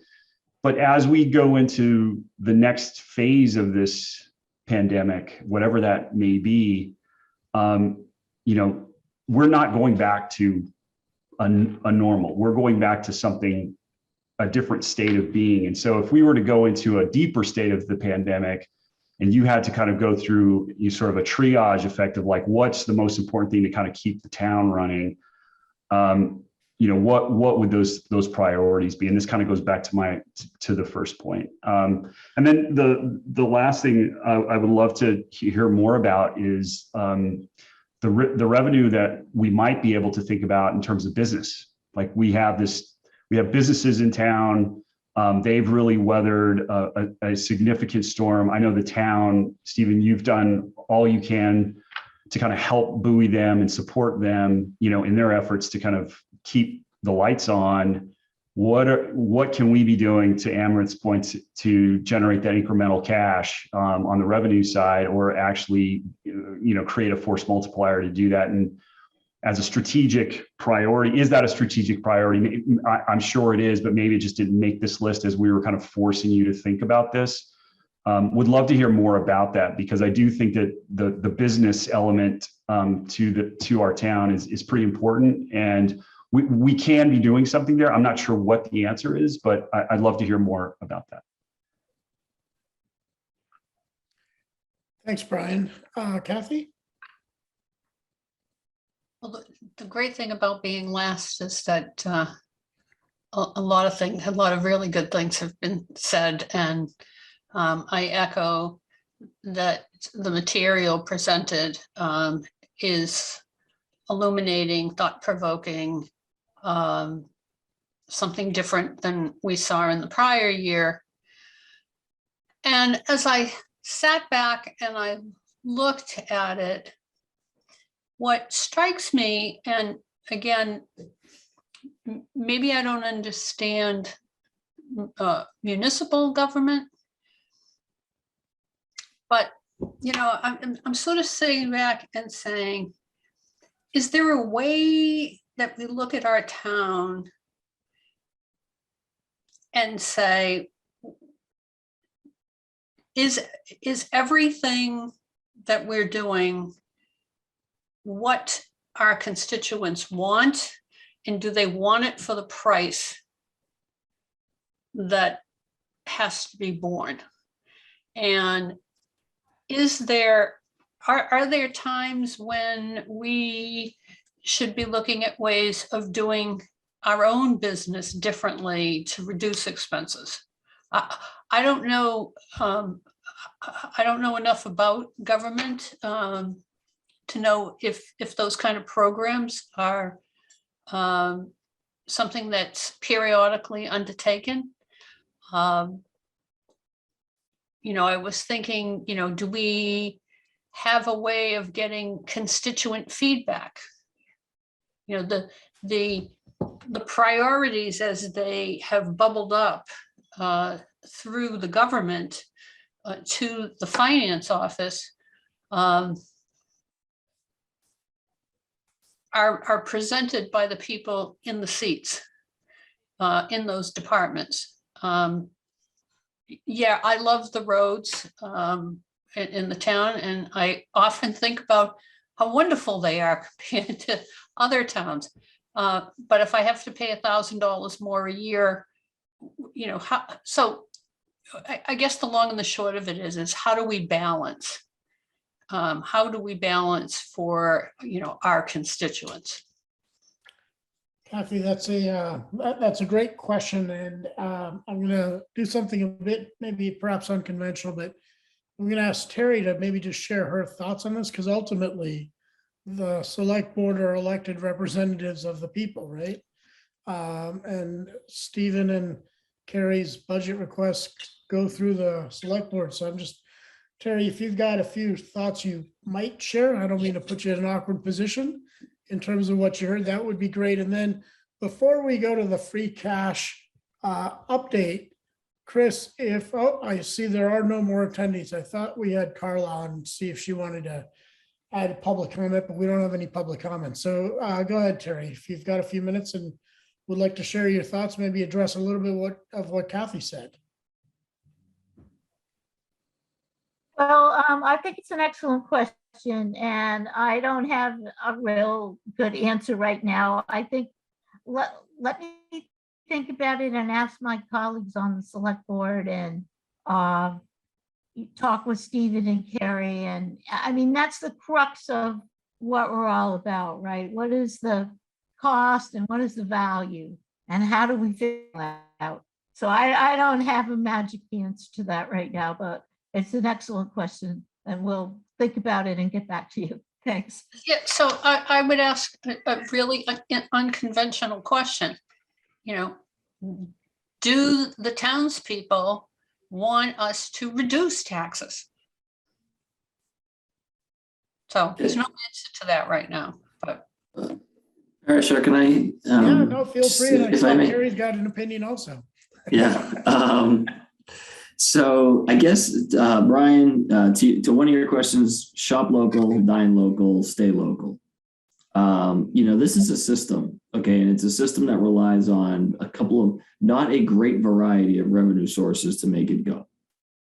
It relies predominantly on property taxes, and then it also relies on excise taxes and meals and lodging and, state aid. And so there's a lot of different ways we spend money, but there aren't very many ways in which we collect it. And I don't mean to sound pedantic. You all already know this. I'm just trying to illustrate the point that, to Kathy's really cosmic question of the people on taxes to go down, are Concordians going to reduce their expectations of their community? My guess is no. And if there's not going to be a reduction in expectation, then there's not going to be a reduction in taxes. I don't think, because of the way that, we've all talked about the need for mental health and social services. Those don't generate any revenue. Providing those services does not generate revenue. And so there's no offset. There's no and Brian, I don't know what force ranking is, but I assume that means that if you can't do it, you drop one off, it forces one off the list. We don't really have that choice. We have to provide all of the service. And so the fact of the matter is, how do property taxes get maintained? How do the values get maintained? By sales.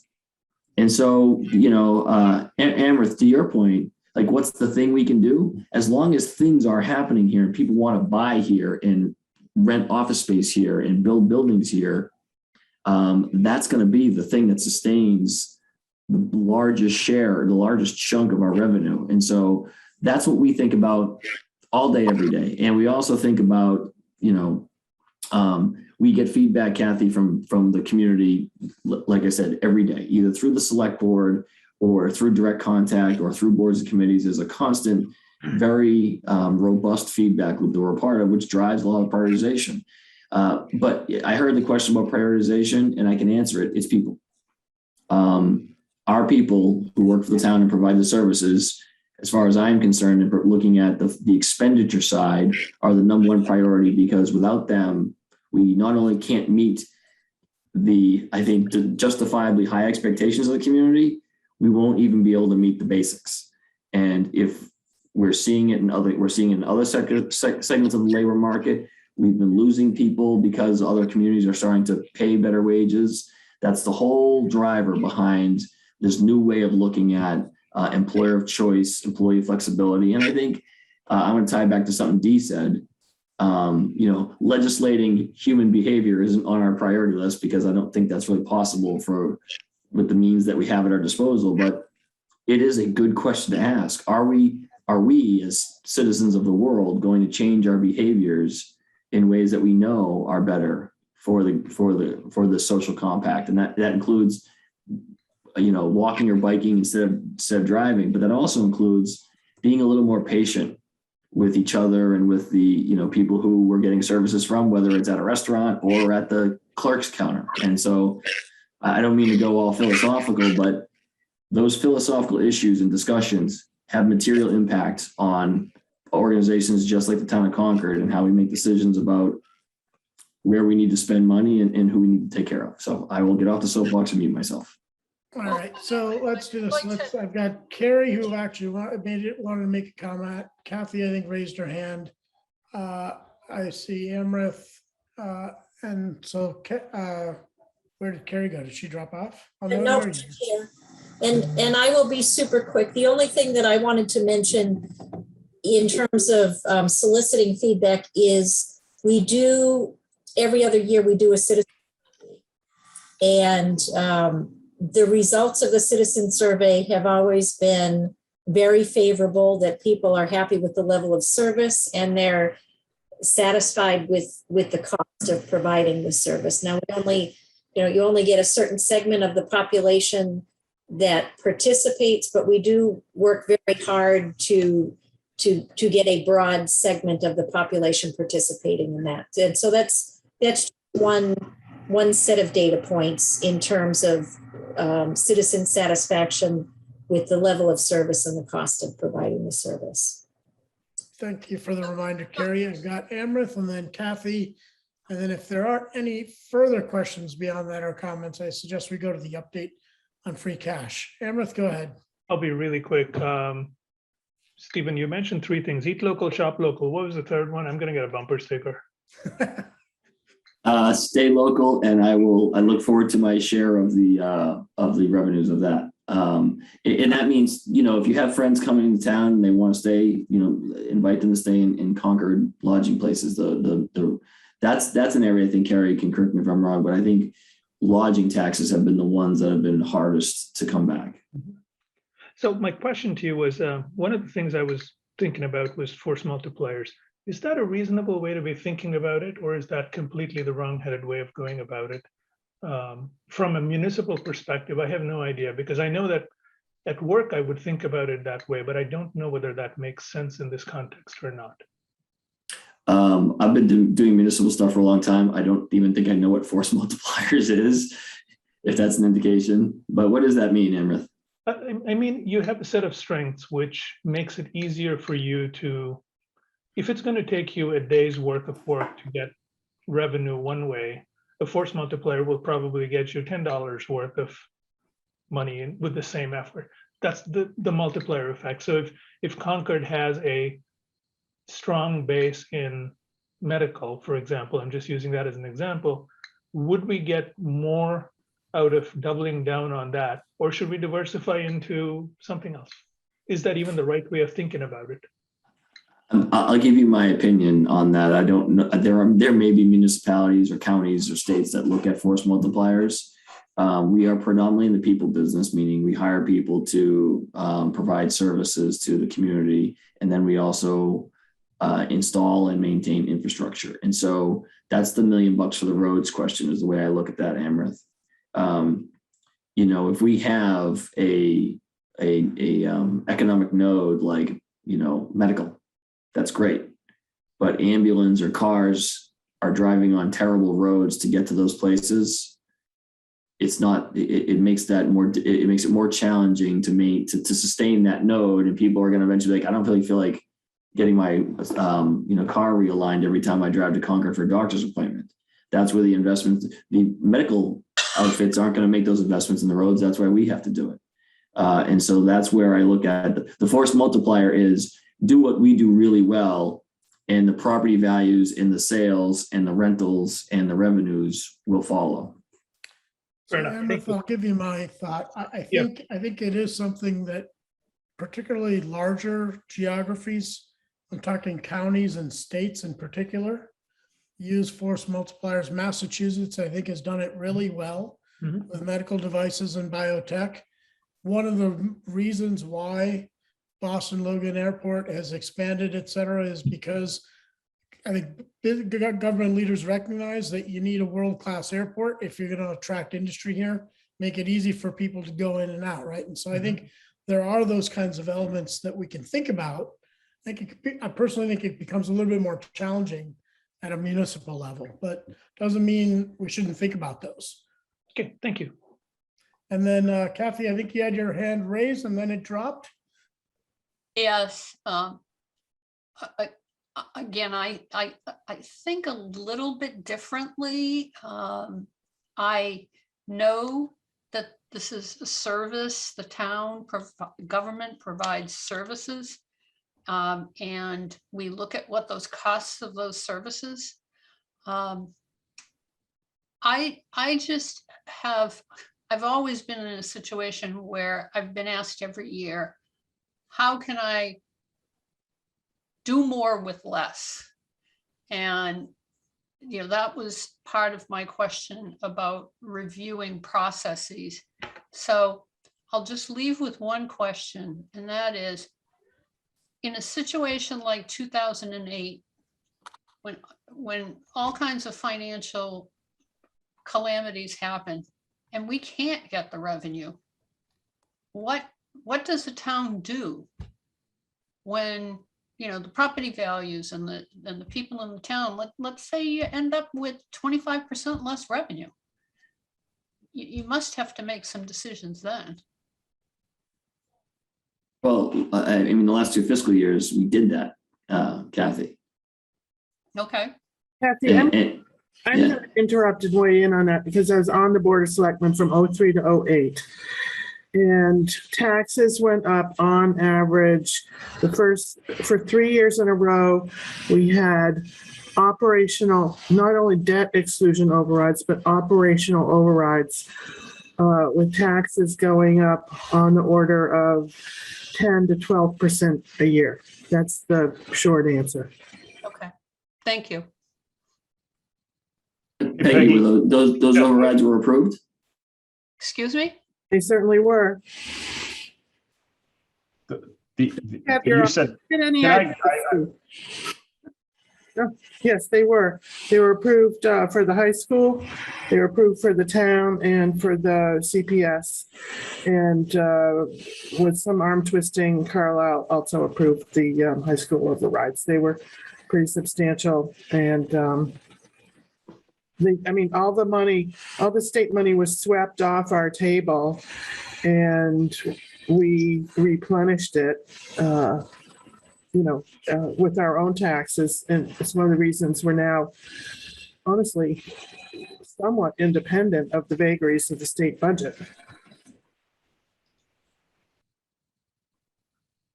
Okay, Brian, did you have a question before we go to Carrie for the update? Or you have some questions? I was just curious. You had mentioned Peggy, the timeline just didn't perfectly match. You said that you had 3 years you were on from 2003 to 2008, but the recession didn't really start until 2008. Or you're saying actions were taken in 2008 and beyond, or what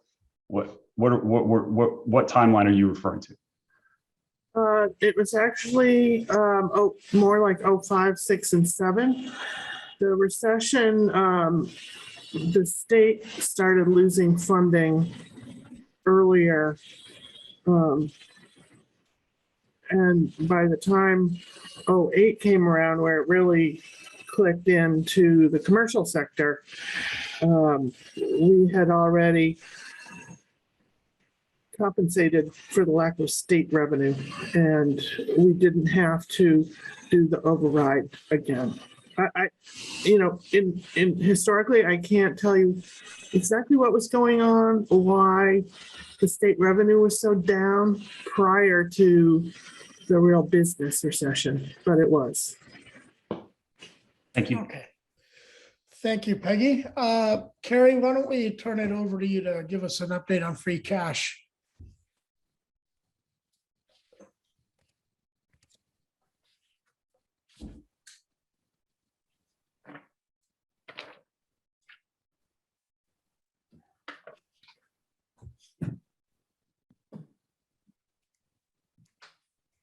Okay, so I'll let you look at the picture because the picture is probably more interesting than the words. We have some, or expect to have some really positive news relative to free cash. So free cash, just for the newer members, this is essentially our fund balance or our retained earnings that are certified by the State Department of Revenue. And once they're certified, they're available for appropriation if the town so chooses. And we do have them certified each year as of June 30. And then we refer to it as free cash available for July 1st. And so we are projecting at this point in time that our certified free cash will be about $8.5 million. And this is better than what we had thought probably a year ago. And the reasons why our free cash is going up substantially, it's actually going to be about $1.5 to $2 million higher than we originally anticipated. So we had the issue at the end of the fiscal 20, where we had some grant funds associated with the Cambridge Turnpike project that were not received in time. So they had been allocated and set aside for the town of Concord for this project, but not available by the state in time to be counted as in our last free cash certification. So that was about $1.3 million that was held in reserve because of that, because we had already incurred the expense. So that was received about 30 seconds after the deadline. And so we've had that in hand for a very long time. But on top of that, we still had favorable results of our fiscal 21 operations, even after setting aside that $867,000 of the town's remaining budget that we carried forward to offset fiscal 22 costs. So our positive or favorable results are still estimated at about $500,000. Part of this is some return from Concord Public Schools. We don't typically see them returning money, but I have heard two different numbers, but between $100,000 and $200,000 is what CPS will return. We're still waiting for the final word from them. We were able to close out some prior year encumbrances. So if we have a project or purchase that is in transit at the end of the year, we encumber funds to fully cover that liability. And particularly with the project, we may have been a little conservative in what we encumbered. So the project is finished, we close it out. If there's anything remaining, that closes to fund balance. So we had some of that. What was surprising is we had approximately 50% reduction in our property tax receivable. So it was interesting as we were closing out fiscal 20, it felt like every week I was updating the select board on what our property tax collections were. And there was a big concern that the property tax collections would fall off. And as it turns out, the pandemic had a very minimal impact on property tax collections. But we've seen a 50% reduction. So we're at nearly 100% collection rate in property taxes. And that's just phenomenal. So that added about $750,000 to our fund balance. So the result is we are anticipating that when the state certifies our free cash, that we will be at about 8.5 million, which is slightly over 8% of budget. So that's really a good place, because you can see from the graph that right now we're at 5.5% of the fiscal 22 budget in free cash. So that's good. That doesn't mean we need to spend it, but it means we have the opportunity to use some of it to reduce property taxes if we want. We have the opportunity to use some to look at adding to the middle school stabilization fund or affordable housing initiatives or other things. So that's a little bit of good news to add into the mix as you're contemplating the guideline for fiscal 23. Thank you for the update, Carrie. I appreciate it. Let me do a time check here. It is 9:30. We went through the major part of the agenda. I know I had said at the opening, we could have 30, 40 minutes, 45 minutes if folks want to dive into the responses to the detailed questions we had in the appendix.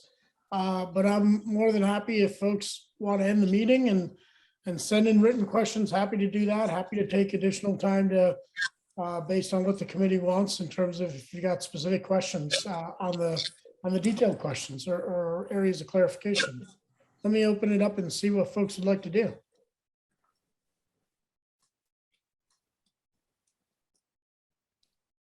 Silence will mean that we adjourn, by the way.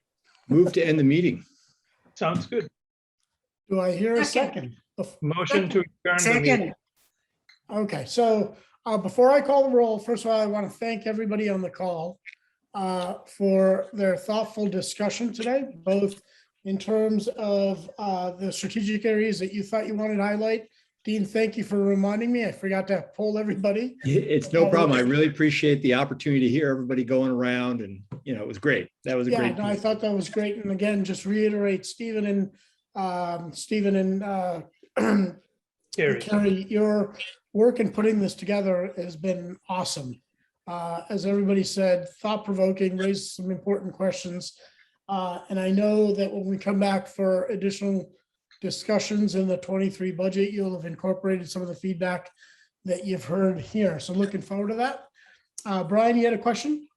I saw you raise your hand.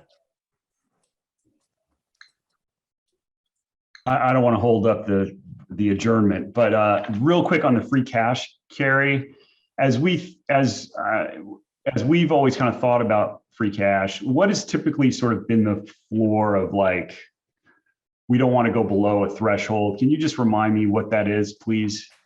So 5% is really the baseline for AAA. Great, thank you. Okay. So having said that, oh, Chris.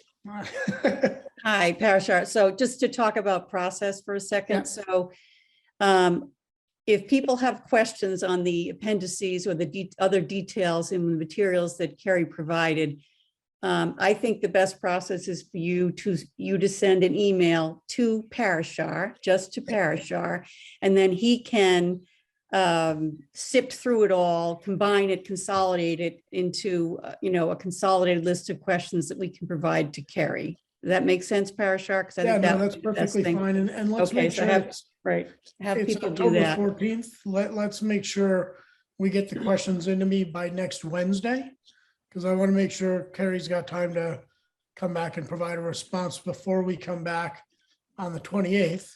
And just to remind folks, speaking of process, we're going to have a repeat of this with the school committee next week. I had a good conversation with Lori and Jared today, and I think they know what we're expecting, and I think we're going to see a similar presentation at a similar level from the schools as well.